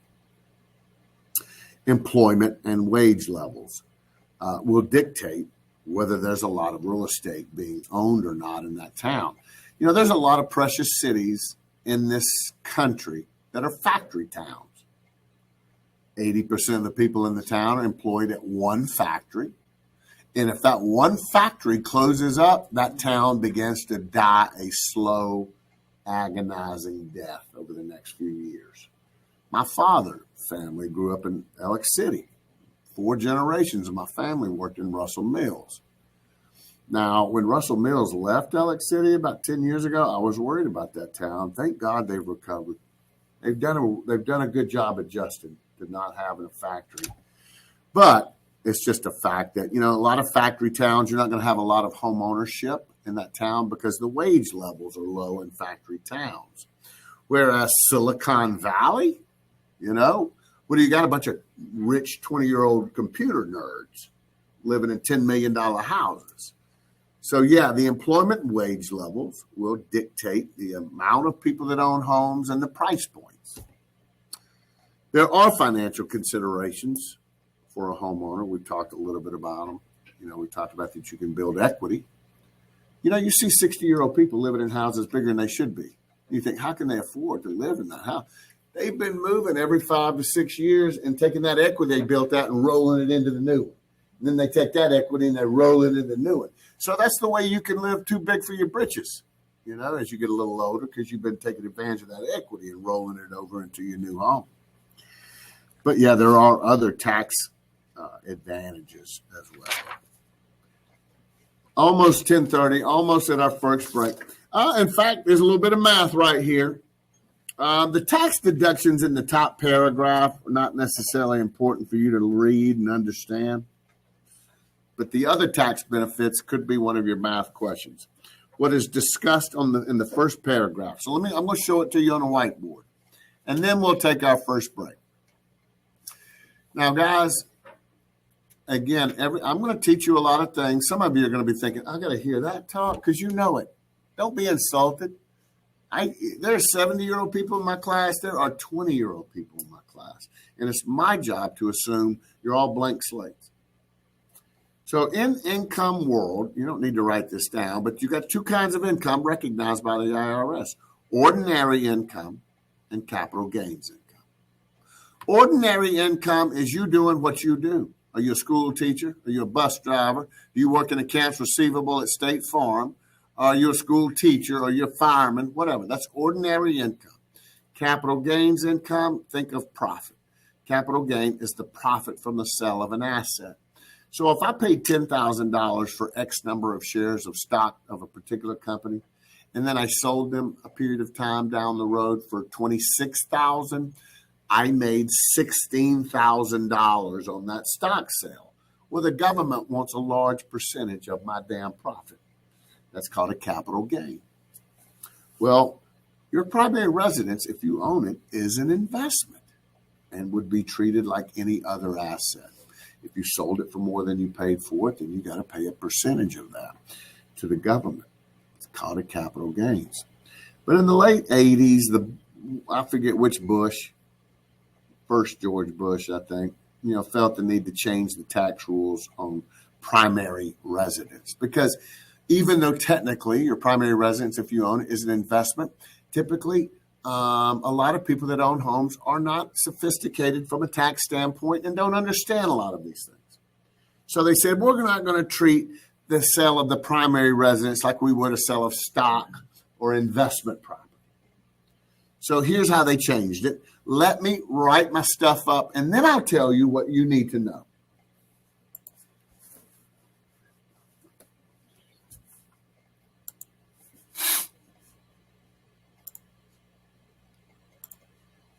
All you have to do, first of all, and again, don't write until I finish. You don't need to know what you need to know yet. All you have to do is to have occupied the home 2 of the previous 5 years. So if I sell the home on May 31, 2022, going back to May 31, 2017, I better have occupied it as my home for 2 years. It doesn't have to have been 2 straight years. I could have lived in it for a year, moved away from it for 2 years, moved in it for 6 months, moved away from it for a year. As long as there's a combined total of 2 years of where I occupied it as a residence out of the last 5 years. So that's a simple requirement. A single person would get I'm going to show you how the math works out too, would get a $250,000 exemption. And we're going to talk about math after this example. A married couple would merely get double that. So if I paid $60,000 for a home and I sell it later for $90,000, what's my profit? $30,000. If I'm a single man, I don't have to pay a capital gains tax on that $30,000. Why? Because it's less than $250,000. And so as you would imagine, right now, based on what I've told you, with those huge exemptions, $250,000 for a single, $500,000 for a married, they pretty much have guaranteed that 99% of people that own residential homes will never pay a capital gains tax. There could be a taxable situation, though. Let me show you one. Let's say my grandpappy bought a house in 1958 for $5,000. Guys, in 1958, a $5,000 home was about like a $300,000 home today. So here my grandpappy is in his mid to late 80s, and he sells it now for $355,000. What is the gain? $350,000. I'm not going to have to pay. Oh, yeah. If I'm a widower, meaning I'm single, I take my exemption of $250,000, and you see what? There's still going to be a taxable gain of $100,000. Y'all see that? Now, if I was married, then this takes care of that. But this would be an extreme situation. I just want to show you. Now let's talk about math. Guys, out of 100, first of all, your multiple choice exam to get your state license is going to be 140 questions. 100 of those 140 are going to be how real estate is done in every state. 40 is particular to Alabama. Like if you were 15 years old taking the driving course, there are things that are done nationwide, but there are some things that are particular to Alabama. Some states have not criminalized turning right on red. Some states have not criminalized texting and driving. Some states, like Idaho, Montana, have some interstates with 100-mile-an-hour speed limits. So there's a national portion of the exam and a state portion. The state portion is 40 questions. The reason I'm telling you that is I'm trying to remember. Oh, yeah. No more than 10 questions out of 140 can involve math. Now, let me do some math for you. To pass the state exam with a 70%, 70% of 140 is 98 questions. So you can miss 42 questions on a 140 question exam and pass. You've got a lot of elbow room. But guys, here's what I'm trying to head to. If you're great at math, it will not be the reason you pass the state exam. If you are crappy at math, it will not be the reason you fail. With 42 questions to miss, you can miss all 10 and still have 32 other questions, okay? So I'm telling you right now, do not let math be a booger. Guys, the state of Alabama does not require me to teach you math. That's why you're required to have a high school diploma or an equivalency. I will show you, like I just did, how math relates to a particular scenario, but it's not my job to teach you how to add, subtract, multiply, and divide. So if you're listening to me right now and you're thinking, oh, God, I can't do math for nothing, well, then bone up on all the rest of it, okay? I got a 5'6" friend. I still hoop. I'm getting toward the end of my hooping days. But I got a friend that's 5'6". He can shoot the ball and handle the ball better than anybody I've ever seen in my life. But he knew he was going to be short. So he focused his game on ball handling and shooting, instead of rebounding. Makes sense, right? You know where your shortcomings are. So become stronger in the other areas to make up for that fact. Y'all, after you take the exam, they give you a breakdown. Shows you the subject matter. This subject area had 14 questions. You got 7 right. This subject area had 19 questions. You got 13 right. I had this one student, even after I told y'all, like I'm telling y'all, to not worry about it, she worried about it. She would get here early every night around 5:15, and me and her would sit and do math. Even though I kept telling her, quit focusing on math. You're going to let it eat at you. Well, she passed the exam, made a 70 on the dot. And she came down to see me. The exam site's the next building up in the same office park I'm in, right here in Birmingham. Coincidence. It had nothing to do with it. So students typically stop by, and I invite you to because I keep whiskey. And let me take a picture of her for my social media, with you like something stupid. But the most thing, it shows you, she showed me the math section. She had 0 out of 10. She's like, I beat him at their own damn game, Mr. Yarber. I was like, hell yeah. So, don't let math bother you. I was never good at math. I could add you and subtract you to death. But when they started throwing the alphabet up in there was when I drew the line, But out of the 10 math questions, 3 will be very difficult. I say very difficult, not like calculus. Just a lot of moving parts, in the question. And I would say 4 or 5 of them going to be easy, 2 or 3 medium, 2 or 3 hard. So, yeah, I just dropped that one on you. Now we're going to take a break. I got 10:33, guys. What we're going to do is take a break until, 7:33.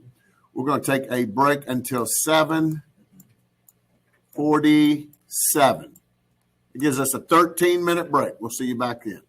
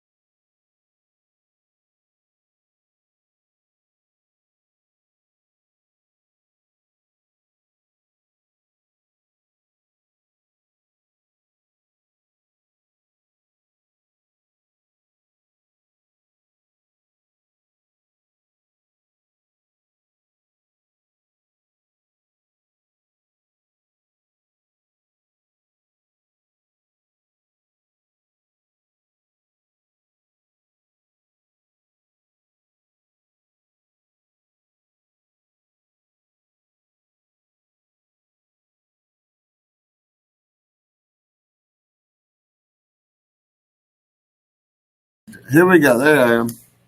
We're on page 10. We just kind of went through that little math scenario. I don't know if you're going to have it or not, but it is one of the potential math questions. And frankly, you would hope that little scenario we just did with the capital gains, 250, 500, that you'd hope that's going to be one of your math questions. So now we are at the bottom of page 10. And we're going to talk about advantages of real estate as an investment, and then we'll talk about disadvantages of real estate as an investment. You see the rate of return.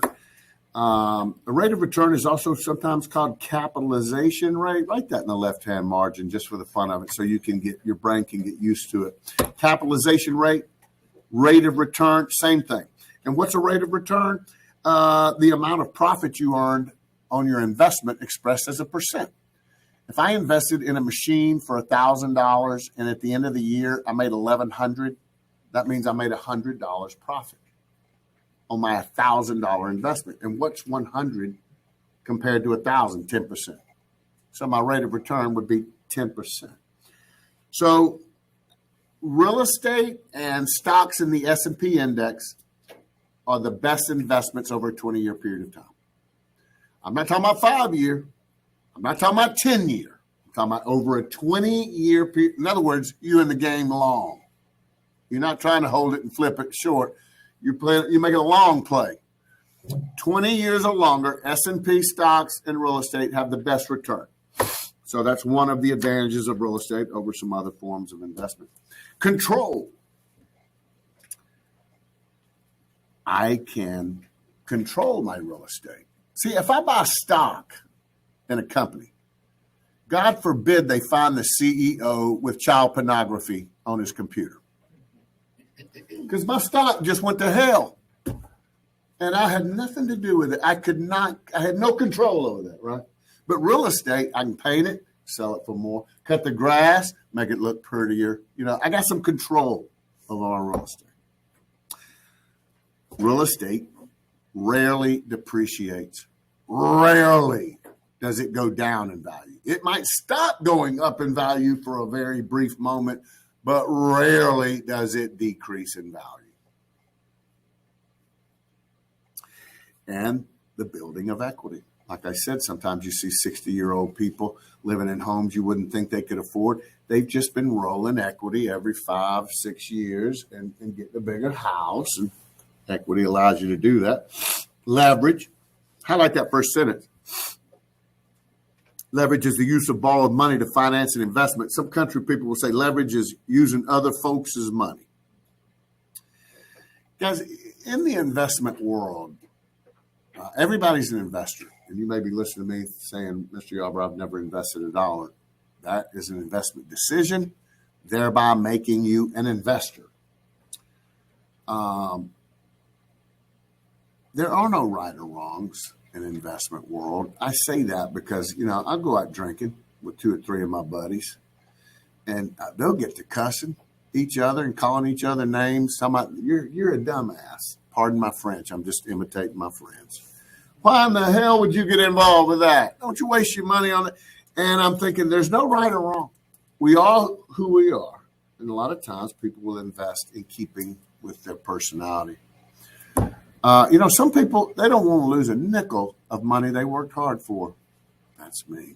I'm very conservative. I don't want to lose money.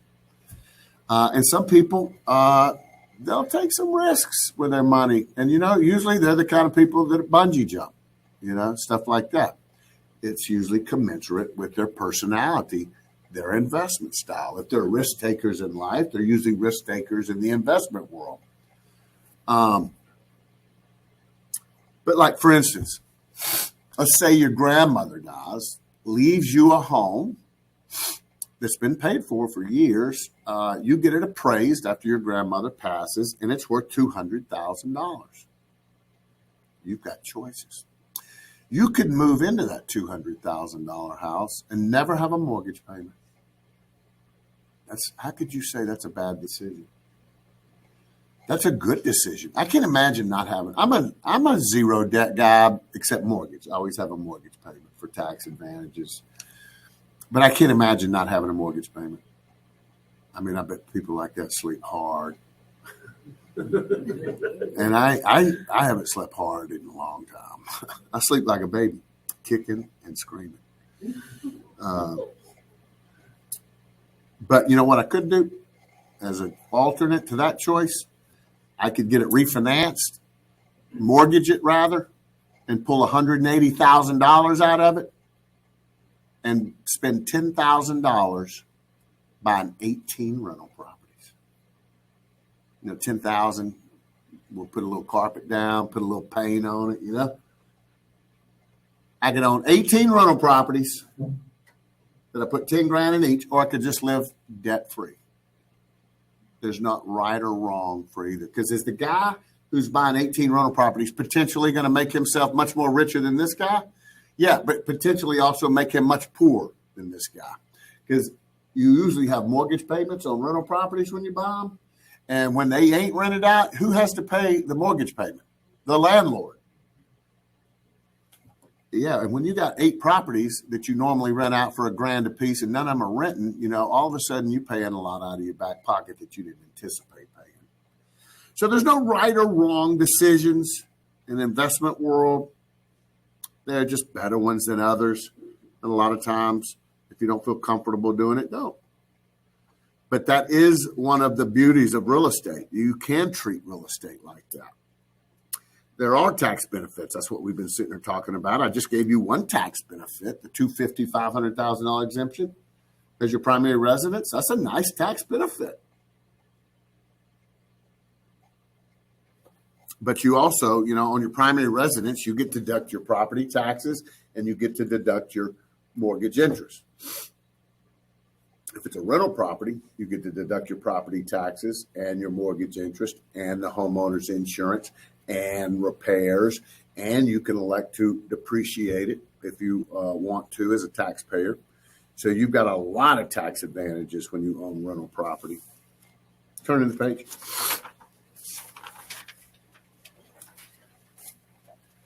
You see disadvantages of real estate in the middle. The first one you see there is liquidity. Real estate it's difficult to convert it to cash quickly. Now, if I own a bunch of stock and there's an emergency in my world and I need 10 grand fast, if I own $10,000 worth of stock, I can sell it and I can have cash within 24 hours.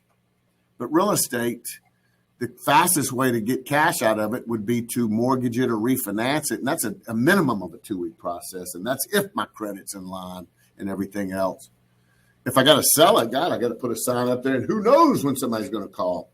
So the inability to convert real estate to cash quickly is a disadvantage. And here's something interesting. Earlier, I told you the ability to control real estate is an advantage, right?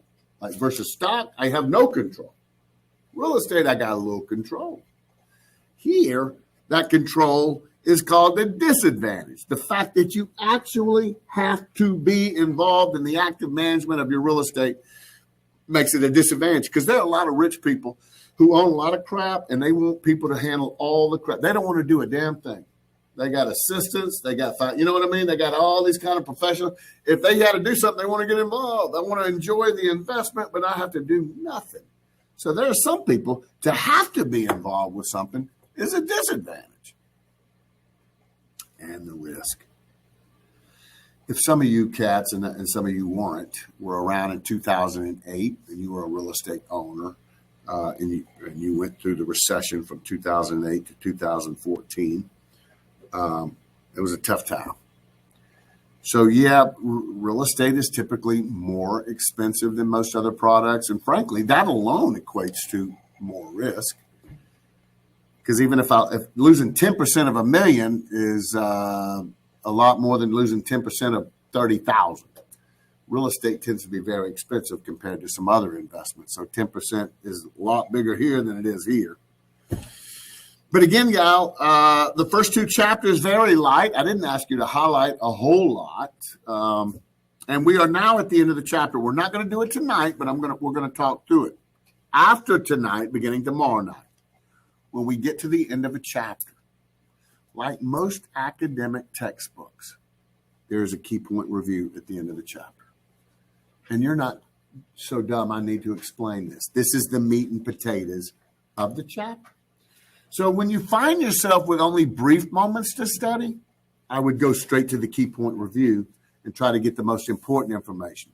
Now, if I've got a good half hour, I'll pour through the chapter and read my notes and my highlight stuff. If I've only got moments, hit that key point review.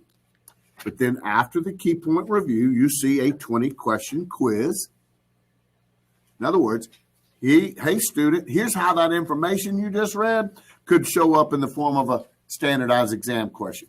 And I want to tell you guys, these questions are easier than the state exam questions. When you first start working out at the gym, you don't go to heavy weights quick. You work your way up to heavy weights, you know? So, yeah, these are light weights, but it gives you an opportunity, again, to see. But let's talk about this. There's a process in taking practice quizzes. As I told you earlier, hundreds of thousands of people nationwide right now are preparing to take nursing licenses, insurance, stockbrokers, appraisers. They all have a process similar to what you're going through right now. And they're all taking practice quizzes in preparation. But I told you, I went to a lot of workshops and camps as I prepared to be a teacher, where I really found out some weird ways the brain is kooky. So here you go. Let's say I'm you, and I'm taking a practice quiz at home. Number 1, oh, that's easy. Number 2, well, that's easy. Number 3, so I sit here and read it for about 3-4 minutes, over and over and over, processing it in my mind. And then I think, hell, I got to move on. I'm spending too much time on this one. Whatever. I guessed, in other words. And then you know what you do? You know what's in the back of the book, don't you?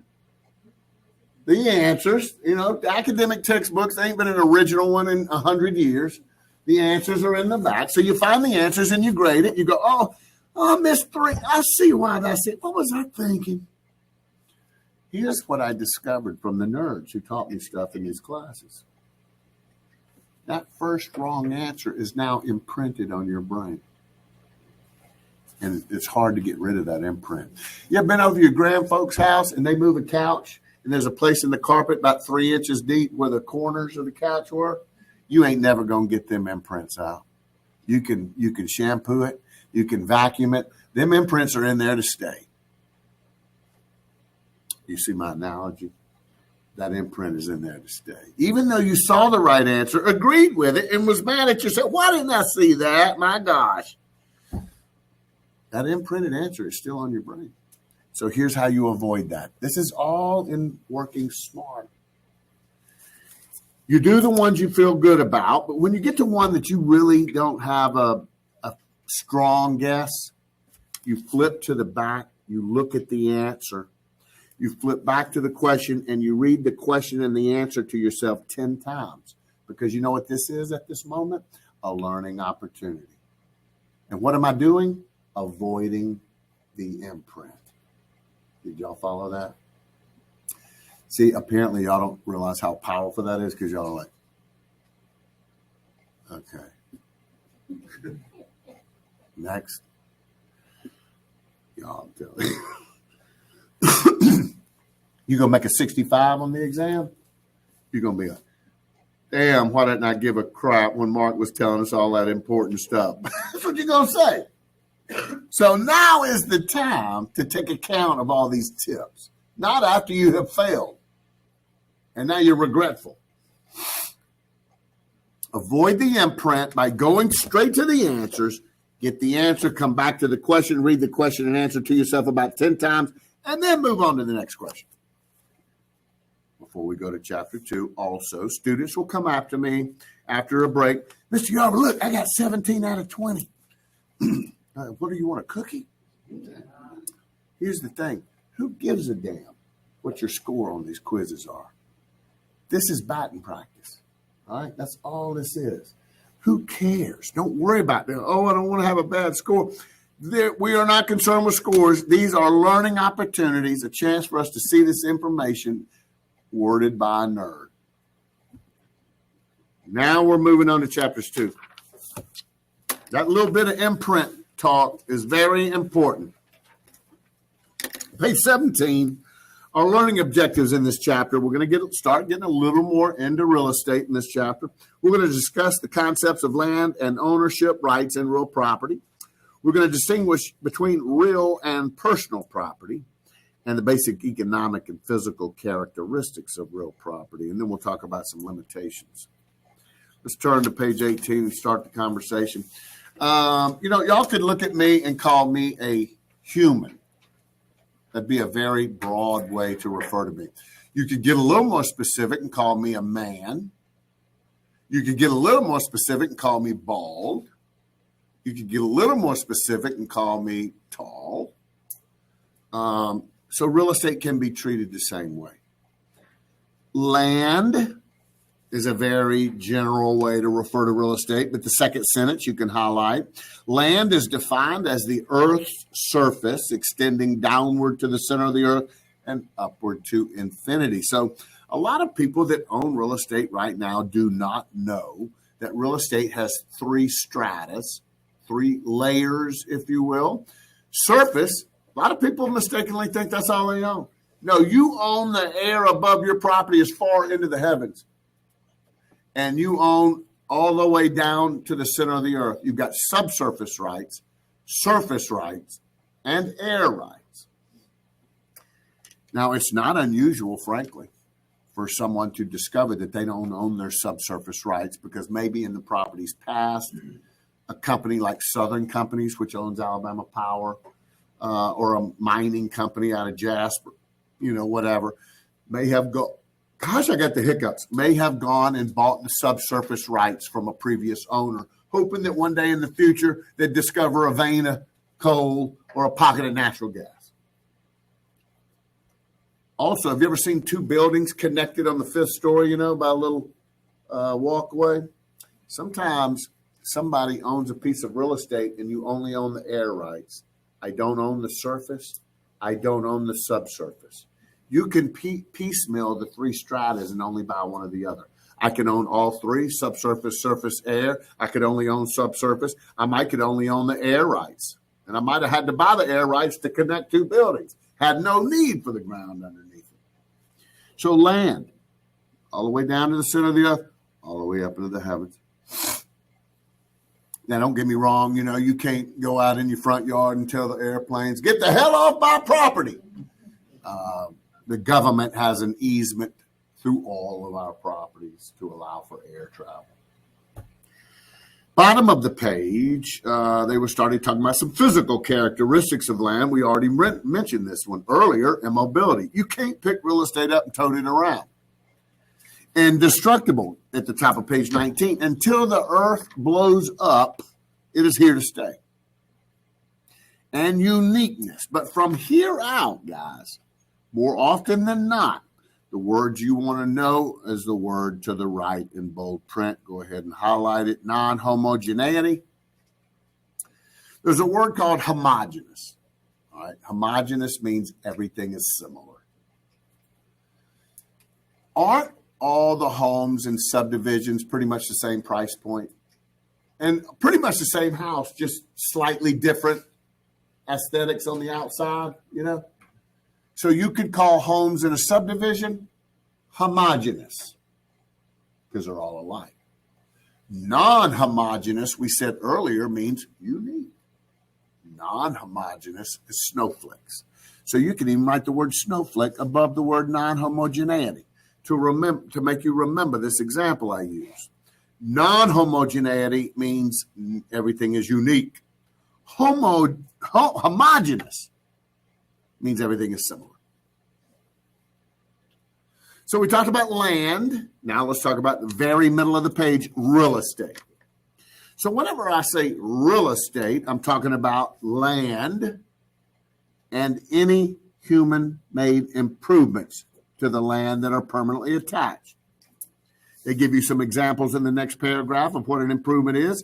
It's anything artificially attached on or below the ground, such as a building, fence, water line, sewer pipe.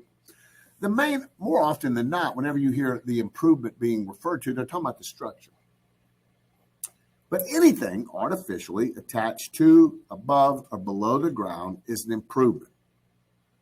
more often than not, again, when you hear improvements being discussed, they're talking about the primary structure, but it could be any of that other stuff. So again, land is just subsurface, surface, air.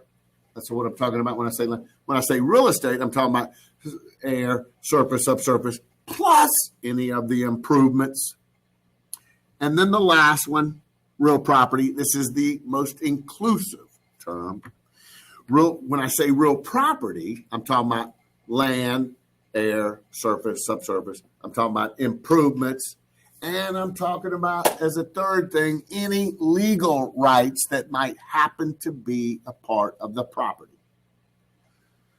Like sometimes somebody has an easement crossing your property. They have the right to use your property. You ever seen power lines running down the hillside? They've just cleared. That's an easement. And those power lines sometimes run across your property or my property. That means there's now some legal stuff associated with property. So real property, the most inclusive. I'm talking about the land. I'm talking about the improvements. And I'm talking about any legal rights that might be associated. And what do we see real property often abbreviated as? Realty. If you never knew what that word was, realty is an abbreviation of real property.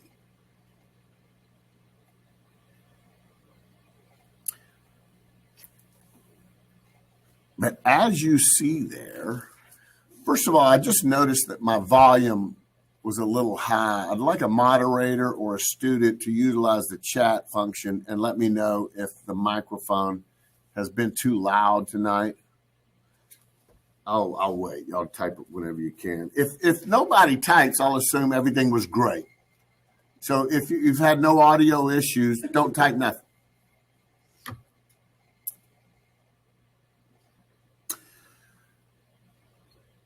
The bottom 20% of the page, they start talking about the bundle of legal rights. Traditionally, it says ownership rights of real property are described as a bundle of legal rights. You see a bulleted list of that bundle.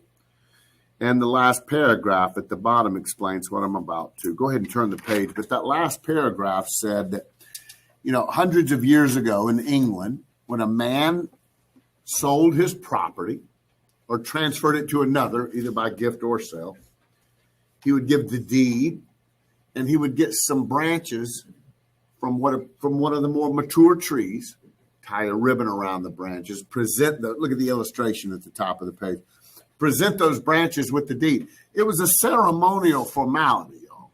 Kind of like when a woman marries something old, something new, something blue, you jump the broom, you break the glass in the fire, whatever. Everybody's got their ceremonial formalities. This is one that used to exist in real estate. Now, as you would imagine, they ain't passing sticks at a closing anymore. But the term bundle of rights has hung around in real estate law. And you see them up there. You have the right of possession, control, enjoyment, exclusion, and disposition. Those were not the bundle of rights that I learned from the book that I took in 1987 when I took this course. So I'm going to put those up here.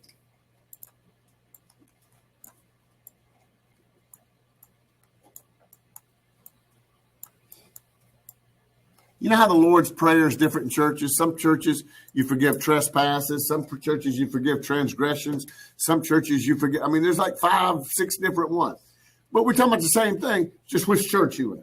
So my bundle of rights is different than this bundle of rights. And I tried to come up with something that was memorable. Who peed? I didn't pee. You peed. You have the right to use your property. That's self-explanatory. You have the right to possess it. That's self-explanatory. You have the right to exclude others. You can put a sign up, no trespassing. That's self-explanatory. You have the right to encumber your own rights. That may not be self-explanatory, so I'll come back to that in a second. And then you have the right to dispose of your own rights. What's the word dispose of mean? Get rid of, like a garbage disposal. I can give away my rights, I can sell my rights, or I can leave them in death. That's my 3 rights of inheritability or disposal. So I told you self-explanatory, self-explanatory, self-explanatory, self-explanatory. I'll talk about this one right now. And these 5 words up at the top of page 20 are the same thing as these, just different words. Let's talk about the word encumber. The word encumber, y'all, derives from the word cumbersome. And most everybody listening to me knows what the word cumbersome means. Cumbersome means burdensome. So yeah, if I were going hiking and I had a plantar wart on my foot, that wart would be cumbersome. What does it mean in this context? Well, I always try to let the students let it be a visual. So I've got my bundle of rights. I got my right to use, possess, exclude others, encumber, and dispose of. Everybody listening to me knows that if you own real estate, you can rent it out. You could choose to be a landlord, make some rental income. That would mean in that instance that I'm pulling the P out and giving it to a tenant. Your tenant, you can now enjoy one of my rights.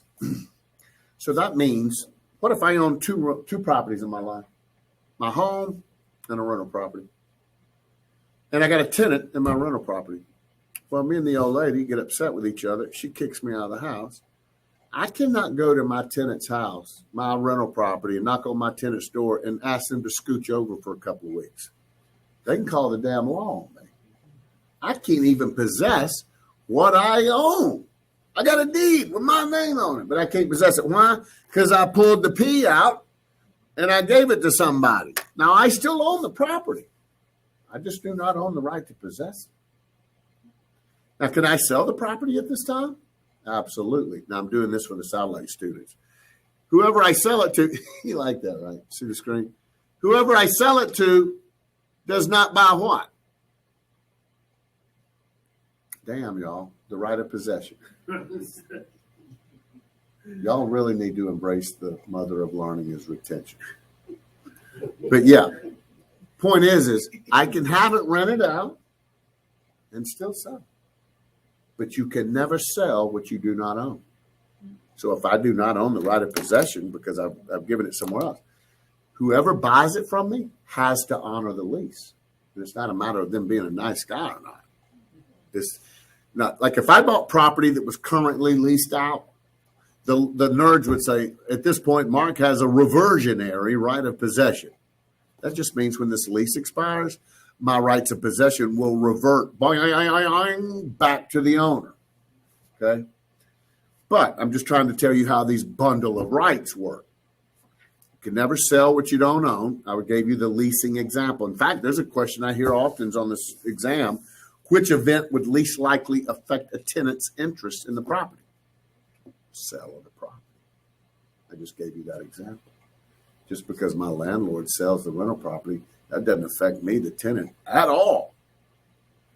So I'll revisit that conversation later. This is just our first night together. Now look up at the top of the page where it says title to real property. And in the first paragraph, they're about to tell you what I'm about to tell you.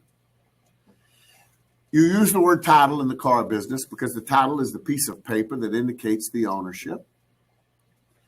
We use the word title a lot in the real estate industry, but it is not the piece of paper that we use that reflects ownership. What's that piece of paper in real estate called? A deed. Are you saying I had two people in here that knew that, or y'all just a bunch of scaredy cats? Y'all quit being scared. Nevertheless, a deed. Now, here's the interesting thing. The word title in our industry is abstract. And if that's a big word for you, it means you can't touch it or feel it. Like love. Love is an abstract concept. You can't put love in a box and send it across the country. Title means ownership in real estate. So if I say, I got title to this building, I'm not telling you I got a piece of paper called a title. I'm telling you I have an ownership position in this building. So title is not something you can touch or feel in the real estate business. Title means something like ownership.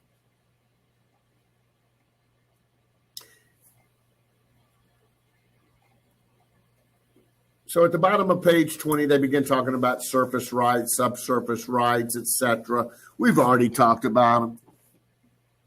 Look over here at page 21, all the way down to the bottom of the page.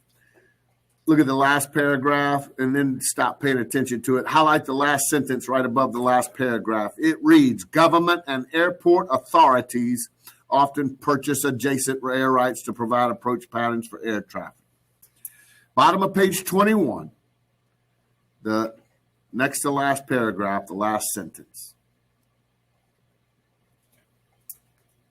At one time, my father used to own a lot of property in Tarrant around the airport, and Birmingham did that very often. They would purchase the air rights above the rental properties to provide. In fact, downtown Birmingham, Birmingham does not have the tallest building in the state. Mobile does. But Birmingham's two tall buildings are like 34 stories. And back in the day, it used to be Am South and South Trust, and they were kind of like Alabama and Auburn, you know. They competed against each other. I saw an article in the paper years ago where Am South was arguing with South Trust over whose building was taller. Am South was trying to say their building was 3 feet taller than South Trust. South Trust was trying to claim their building was 3 inches taller. And I thought, Am South came after South Trust, so why didn't they just build the damn thing 5 stories higher to solve that argument? Well, those two buildings in downtown Birmingham are built as high as zoning will allow. Because if you've ever seen the airplanes coming into, they do a U-turn and they come right over downtown Birmingham. So that is air traffic, and I would imagine the city of Birmingham owns the air rights above 34 stories, and they prevented anybody from building a building higher than that. Now, if you wanted to build a building higher than 34 stories, you could in Southside, part of Birmingham, but not that central business district where all our cluster of big buildings are. Turning the page, on page 22, water rights. Some people, y'all, own property connected to a body of water, and the law has decided to describe your rights. You would either have riparian rights, you see that in the middle of the page, or at the bottom of the page, you see you would either have littoral rights. Well, what's the distinction, Mr. Yarborough? Well, littoral rights is a large body of water, and you shouldn't even have to write that down, because what's the L going to remind you of? Large. Yeah. And riparian is for a smaller body of water. And if you have riparian rights, that would be a stream, a creek, a river. They have two subgroups of riparian rights. Look at the illustration. The law may have deemed that you own property contiguous to a non-navigable stream, or you look to the right, the law may have determined you own property contiguous to a navigable body of water. Now, whether it's navigable or not is not determined by whether you can get a kayak in it. Is it navigable for industry? In other words, can you get a barge to go up and down it? Can you get a boat to go up and down it? You know, if you can't get a boat to go up and down it, it's not a navigable stream. We're not talking about kayaks and canoes. Why the difference, Mr. Yarborough? Again, understand as we go through this course, I didn't make any of this crap up. So steer your anger elsewhere. I had to figure this crap out just like you're about to have to. I'm just going to try to tell you my little tricks and how I figured some of it out. But look at it. Non-navigable, navigable. Here's the distinction. If you own property on a non-navigable stream, your property line extends to the middle of the waterway. So both parties on each side of the water own out to the middle of the non-navigable stream. But if you look right, the illustration navigable, then you own just above that lot B house, right, low water mark. Low water mark. Your property line would extend to the lowest water mark in a calendar year. You know how water ebbs and flows because of the tide? And sometimes because of the power company, you know, they can do things that affects the water down line. Whatever the lowest point in a calendar year is where your property line would extend to. Now, at the bottom of the page, if you own property contiguous to a large body of water, like any of the oceans or seas, the Great Lakes, you know, up in Michigan and all, they would fall under littoral rights. Look at the next to last sentence. Just highlight where it says up to the average high water mark. Very bottom of page 22. Just 6 words. Up to the average high water mark. That's 7 words. So the opposite of riparian, instead of the low water mark, the high water mark, which I want you to bear with me mentally. Picture Gulf Shores. What's the high water mark? Where the COs come to. So if anybody who ever tells you they have a property on Gulf Shores or Orange Beach and they say they have a private beach, they're lying to you. The beach belongs to the public, me and you. I can never prevent people from walking up and down in front of my property, but I can prevent them from stepping off the high water mark up into the oaks. Now you're on my property. Littoral, just remember L means large. Top of page 23. Got 3 weird words. Well, 2 weird words and 1 word we know. Accretion, erosion, and avulsion. Let's start with the one we know, erosion. And you know what erosion is? First of all, they define it pretty good there in the second paragraph, but erosion is the gradual loss of land through the action of water. They say Niagara Falls gets 2 inches shorter every year. What would be the reason why? Very good. Very nice. Y'all are getting sharp now. Things are clicking. But, you know, some people live on the Pacific Ocean, you know, California, live up on them cliffs. They walk out in the morning with their morning cup of coffee and be like, where the hell did my gazebo go? And my dog. You know, they have mudslides. You know, they lose huge chunks of land instantaneously. It just washes down, you know. Whole houses will go down. That is avulsion. Avulsion is the sudden loss of land through the action of water. So you can even write above the word avulsion, mudslide. If I give you an example, gang, and it helps you understand something, write the damn example down or something that will trigger your memory. So erosion, Niagara Falls, gradual loss of land. Avulsion, sudden. And then avulsion sounds like erosion, and you're throwing up while saying it, though, right? Avulsion, because it's a worse version of erosion. Accretion, the first word right there, is the opposite of erosion. So if erosion is the gradual loss of land, accretion is the gradual increase of land through the natural action of water. Again, if Alabama Power sets up a new dam, it affects the waterways down for hundreds of miles below it. Some creeks will dry up that were there for 100 years after Alabama dams up a waterway. So you'll all of a sudden, your water used to go to here. Now your water goes out 36 feet further because that waterway dried up, you know. So you can acquire land through the process of accretion. Now, guys, we watch cable TV, and we see them Cajuns zipping through those islands off the Horn of New Orleans. There's hundreds of little islands. And now in them wind boats, you know, just zipping through there, catching anything and eating it. All those islands are a result of accretion. Guys, the Mississippi River starts in Minnesota, and it's been dividing our country for millions of years, and it ends up in the Gulf of Mexico. Well, guess what's running in that water for millions of years? They call it silt, S-I-L-T. I don't know if you know what silt is. If you don't, look it up. Silt been running down that Mississippi and depositing in the Gulf of Mexico for millions of years, and that's how those islands formed over a gradual time. So you can put Cajuns above accretion. Doctrine of prior appropriation. Let me see how much. Huh? Yeah, if you want to remember my example, you know, Cajuns, that was my example. Doctrine of prior appropriation. Look at that. In states where water is scarce, ownership and use of water are often determined by the doctrine of prior appropriation. I think most of us have determined water is very important. You know, we can go about 40 days without eating, but you can only go about 3 days without water before you're dead, man.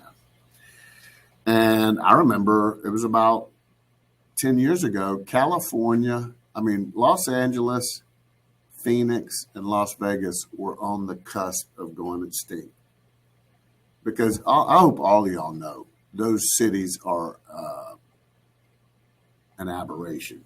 They only exist because man funnels water to those areas. If man did not funnel water to those areas, they would not exist. And the Colorado River, which feeds Lake Mead, and there's some other sources. First of all, they drained all the natural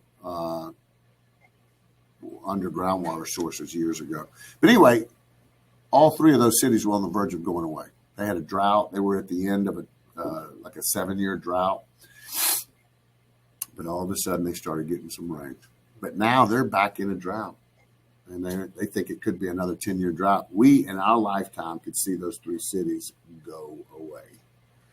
They fight legally in the courts over all that water because they all need it in a bad way. Alabama has been fighting with Georgia over, I think it's the Chattahoochee, which splits Alabama and Georgia.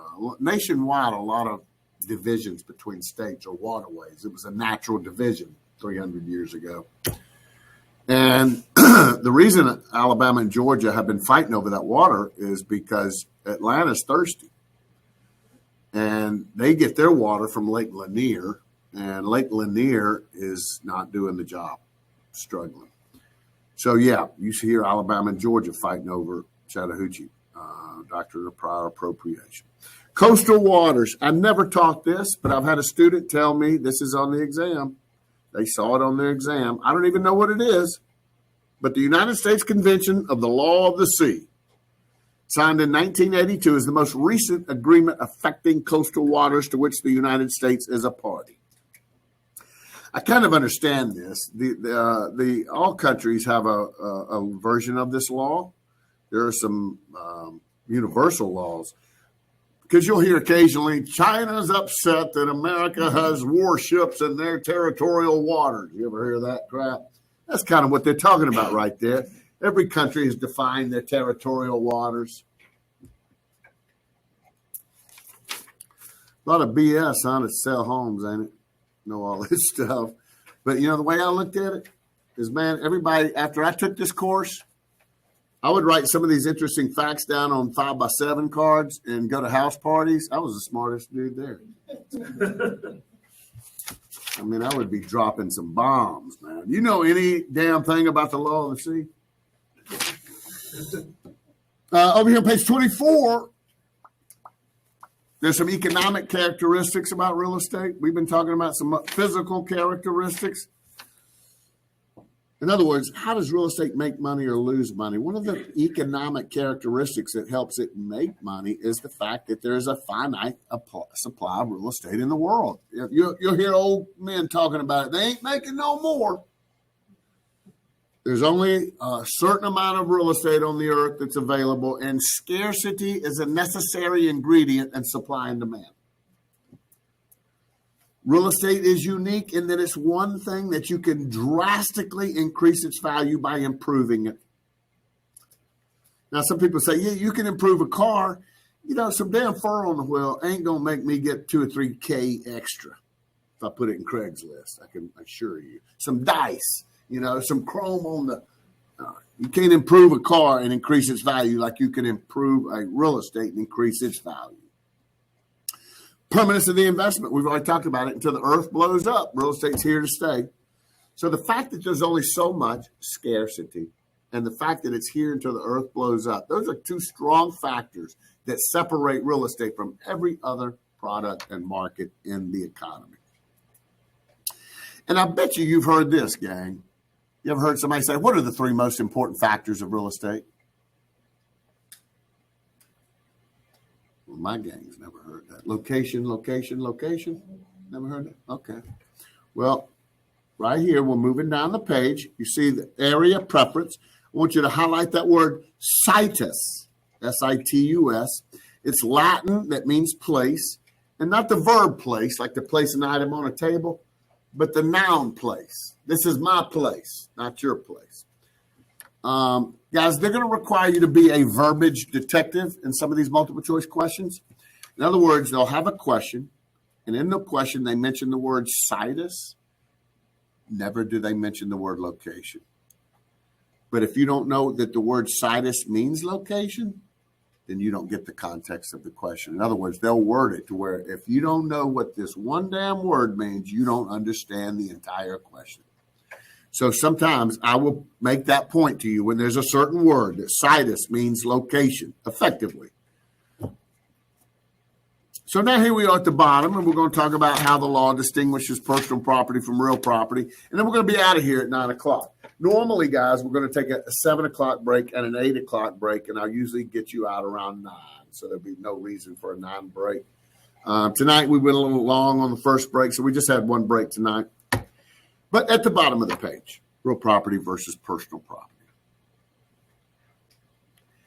Guys, I like old houses personally. I like the high ceilings. I like the woodwork. I like the character. And what if I'm out in the country looking at some old houses and I find one that makes my heart beat a little faster? So I make an offer. The offer is accepted. I close. I take possession of the property. And as I go through the home, I start getting mad. None of them ceiling fans that were there when I look at it are there anymore. None of them old chandeliers that were originally part of the property are there anymore. None of that wooden shelving in one room they called a library. Now that shelving ain't there anymore, and I was told it was mahogany. So I sue the seller. And the seller tells the judge, Your Honor, I owned this house for 5 years, and when I bought it, it didn't have no chandeliers, no ceiling fans, no beautiful shelf. I put all that in. So why in the hell should I have to sell him a house that's got stuff that I didn't have in it when I bought? I'm not trying to say whose argument is right or wrong. I'm trying to show you why people argued about personal property and real property. So the law, every bit of this book, y'all, came from when our country was founded and we heard real estate disputes in the court. All of this was formed as a result of disputes. Do you ever have your kids do something wrong, and after they do something wrong, you got to come up with a new damn rule? All right, since that's happened, from now on, you ain't never doing this. All right, this is how this all evolved. People coming in the courts raising hell, and then the government saying, well, we're going to have disputes similar to this in the future. We might as well write down what we argued about and what our justice was, and we'll refer to it when we have a similar dispute. That's how legal precedence was set. So, first of all, let's understand this. Personal property is abbreviated and called personalty, just like real property. Look at the first sentence. It tells you that. You don't see personalty as often as you see realty. So I wanted to let you know if you ever see personalty in a question, that's all it means. It's personal property, abbreviated. You see at the very last word that's bold printed at the bottom of the page, chattels. That's an old French word for personal property. Now, so we're going to start talking about what's personal property. Look up at the top of page 25. You see factory-built housing. But, Mr. Yarba, that's housing. But it's not attached to the earth. I mean, I told you see it riding down the highway, don't you? Now, why would I, if I bought a factory-built home and, modules and had the modules assembled, why am I concerned as a new factory-built home owner, whether it's considered personal property or real property by the law? What'd you say? The real reason is the financing. Financing on personal property is not near as good as financing on real estate. I mean, we just left 3.5% interest. It's just now 5%. That's still very low. You try to get trailer housing or mobile home financing, it's 10 to 14%. And they'll only finance it for 10 years. Mortgage financing right now, it's bad, but it's at 5%, and I can get it for 30 years, which means stretch the payment out. So what you do is when you set up your factory-built housing, you have to have it tied down. and I'm sure a lot of you are aware of what I'm talking about, but you can tie down a mobile home underneath it. The minute it is not, now it is connected. Therefore, it is real estate because I have made it immobile. All right. So usually to get mortgage financing, you have to tie it down and skirt it so you can't see the underpinnings. And that's really the only reason they threw factory built housing in this personal property section, because it's personal property until it's pinned. Plants, obviously, anything connected to the earth, either artificially or naturally, is real estate. So a plant is real estate. But what I want you to do is highlight that first bold word, emblements.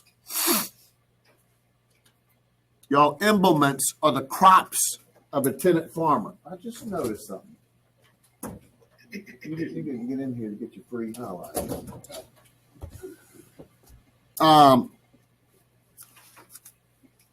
The plants are real estate. They're attached to the earth. That emblements is a word you're picking up in this course. Emblements are the crops of a tenant farmer. Now, I don't know if you know what a sharecropper is. That's a tenant farmer. A lot of farmers do not own the land that they farm on. They lease it from somebody. Like I know a family right now in Troy, Alabama. They've been farming about 100 acres, their whole 3 generations of their family, but they only own half of those 100 acres. They own 50 and they lease the other 50. So that's called a sharecropper. And what if I'm a 3rd generation farmer and me and my family for 3 generations has been leasing 30 acres from a particular family, 3 generations of his family. And the man calls me one day and he says, Mark, I can't lease that property to you after next year. This is our last year together. You know, I'm getting up there and I'm leaving this property to my boys and they don't want to lease it to you no more. They want to do something with it. So sadly, this will be the end. 3 generations, this is the end. I'm like, well, I'll be damned. So I plant my last crop of soybean on this 30-acre spread. And the end of the year, when it's time to harvest come, which is time to be the end of the lease. But this last calendar year, we didn't get enough rain. So therefore, my crops are not quite ready to harvest when they normally would. But guess what? My lease is expiring. Wouldn't it be a damn shame if I couldn't take advantage of an entire year's worth of labor and toil and not be able to harvest my crops simply because of the timing of Mother Nature and a lease? So the courts begin to realize Mother Nature ain't always going to coordinate, with legalities. So they said, in the instance, similar to what I'm painting y'all, I would be able to keep my emblements. I would be able to come after the lease expires and harvest my crop. A crop going to be called emblements by the courts. Emblements are the crops of a tenant farmer. Now, look at the second paragraph. You see the word severance.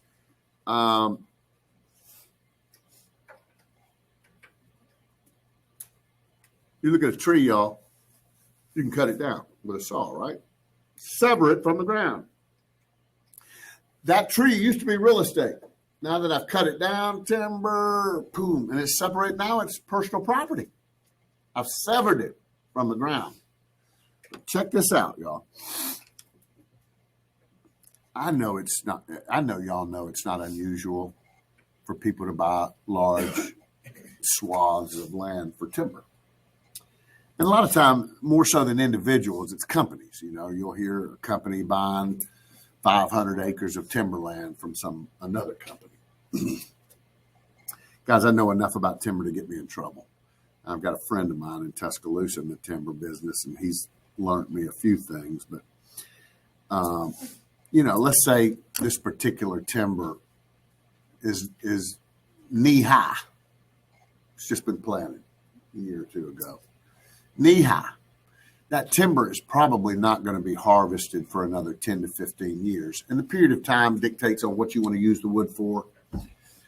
But what I'm trying to get to is that it's not unusual for a virgin stand of timber. I mean, when I say virgin, I mean up to your knees. It's not unusual for a virgin stand of timber to be sold. Now, the buyer of the property has no intention of harvesting that timber for another 10, 15 years.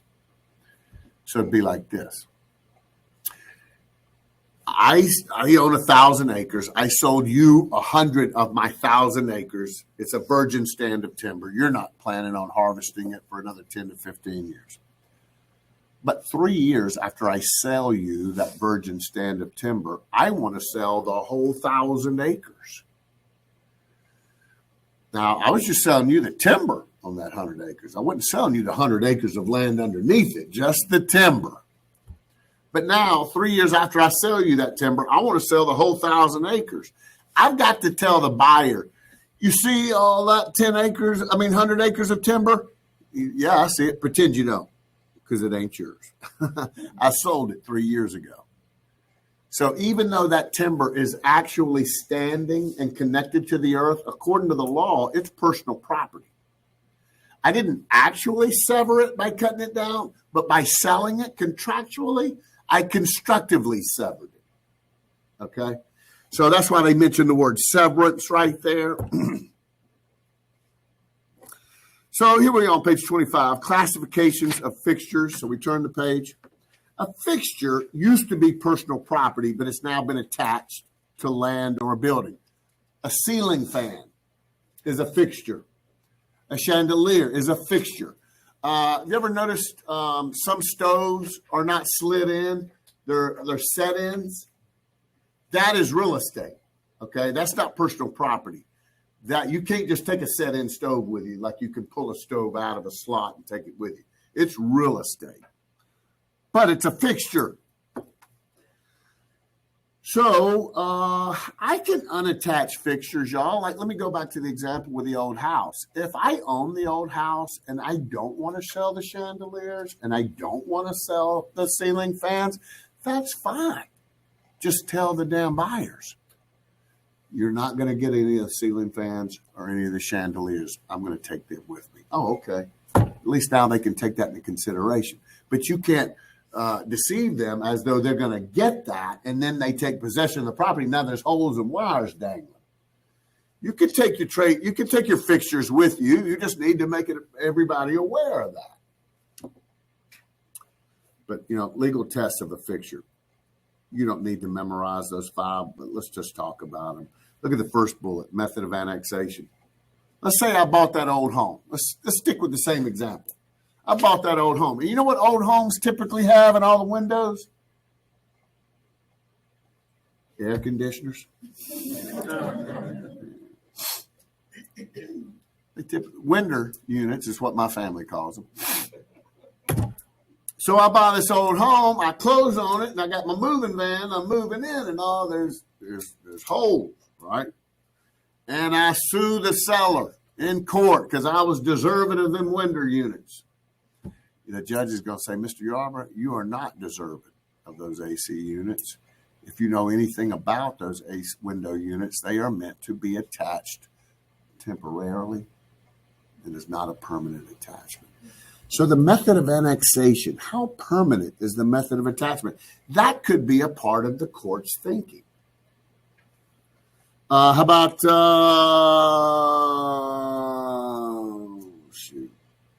here we go. Intent of the parties. Yeah, look at the fourth bullet. Let's say again, I'm buying that country house. I've been a city boy my whole life, but by God, I've reached an age. I want to live out in the country with some fresh air, some elbow room, and be able to pee anywhere I want to on my property without being seen. I make an offer, it's accepted, I take possession, and while I was looking at the property, I noticed there were fruit trees all around the property. And they were burdened with fruit. Apple trees, pear trees, peach trees, got some scups, some muscadines, some blueberries, some strawberries. And I'm just thinking, wow, I can't wait to close on this house. My uncle got a spot rented at the farmer's market. I'll sell him some of this fruit, make some folding money. And then I'll have enough fruit left over to make some pies, and I'll have a big housewarming, invite all my family and friends. But as I pull up in my moving truck, I notice them damn trees have been picked clean. So I'm mad. So I sue the man that sold me the property. Because aren't they plants? And are the plants attached to the earth? But the judge tells me, Mr. Yarber, did you notice how all them trees were planted in rows? I say, I did notice that. He says, you know what that means, Mark? The intention of the owner was to harvest. So I'm going to tell you that I'm sorry, but the owner was entitled to take that fruit with him because the intention of the party was apparent to the courts. But if those are randomly planted trees, then the intention to harvest is not apparent to anybody. Therefore, by the pure definition of attached to the earth, I would be entitled to that fruit. So I'm not telling you to memorize all this. Guys, really what I labor in my teaching method is I've got to sell you the concept because the words will never make sense if you don't see the big picture. So a lot of times in the way I teach, I tell you the thinking behind. At the top of page 27, we went from talking to fixtures to now we're talking about trade fixtures. Why the need for the word trade now, Mr. Mark? Because trade fixtures would be in the use of my trade. Okay, what if I'm a restaurateur? You go in the back of my restaurant, you see stainless steel industrial sized freezers, refrigerators, prep counters, dishwashers, all that. I've worked in the back of a restaurant. And all the dishwashers, no, they are cranked down. They are in the floor and they're in the wall. So technically, by attachment, they're fixtures, correct? But the law says I can remove them and take them with me. Why? Because they're the tools of my trade. So I want you to come down here, though. Look, 1, 2, 3, 4, 5. Come down to the 6th line in that paragraph and highlight the next 3 lines. I'll read what I want you to highlight. Trade fixtures must be removed on or before the last day the property is rented. I'm at the top of page 27, first paragraph. So what you just learned and what you're highlighting, I'll talk because I know you're not reading while you highlight. As the restaurateur, yeah, I'm entitled to my trade fixtures as long as I still got an interest in the property.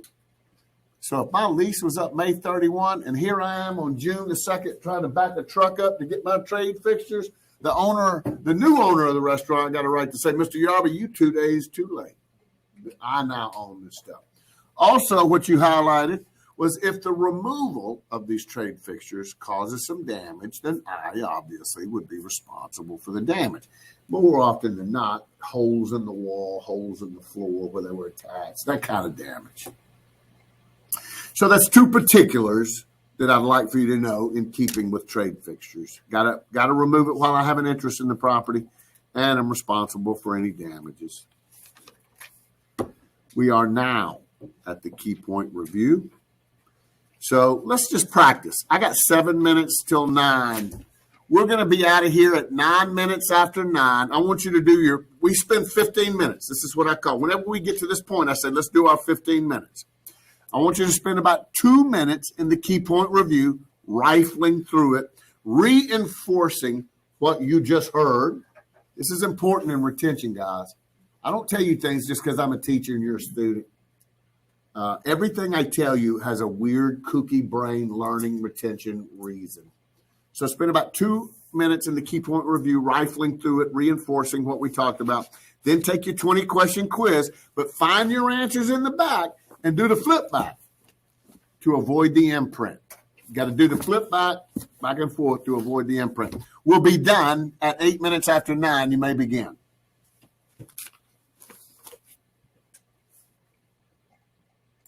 Y'all, I just muted the microphone. What I want you to do is when you, before you leave, I need you to fill out your student enrollment agreement.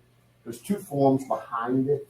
Just put your name on it, an initial at the end of all those paragraphs, because everything in the 2 forms we discussed during the 10 weeks. And lay it up here as you walk out. And then after tonight, beginning tomorrow night, after I have all your names, I'll have an alphabetical roster that I'll send around. You just find your name and sign it right. Yeah.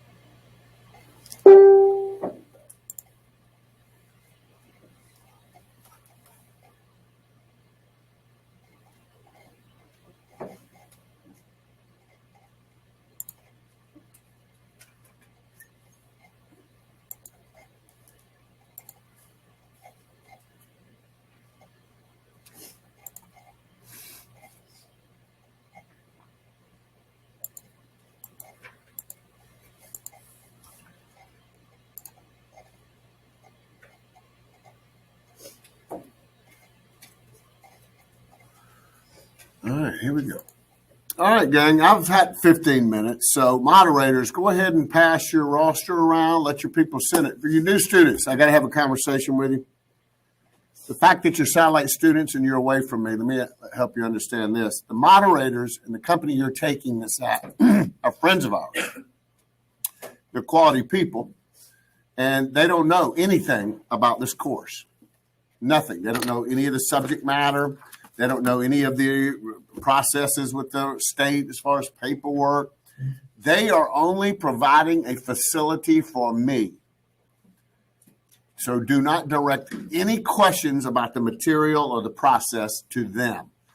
Again, My Real Estate School's Facebook page is the best source. I have students, they'll take a picture of a quiz at night and include that with your message. Mr. York Marble, I don't understand why B is the answer and not D. That's the most reliable source. I told you about the recap, the emails.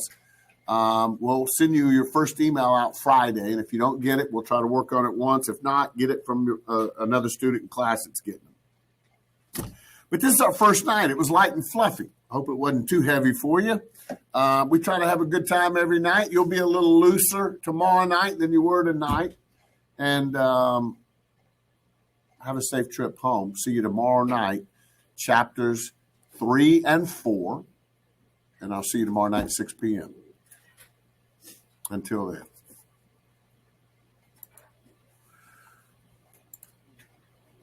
All right, y'all.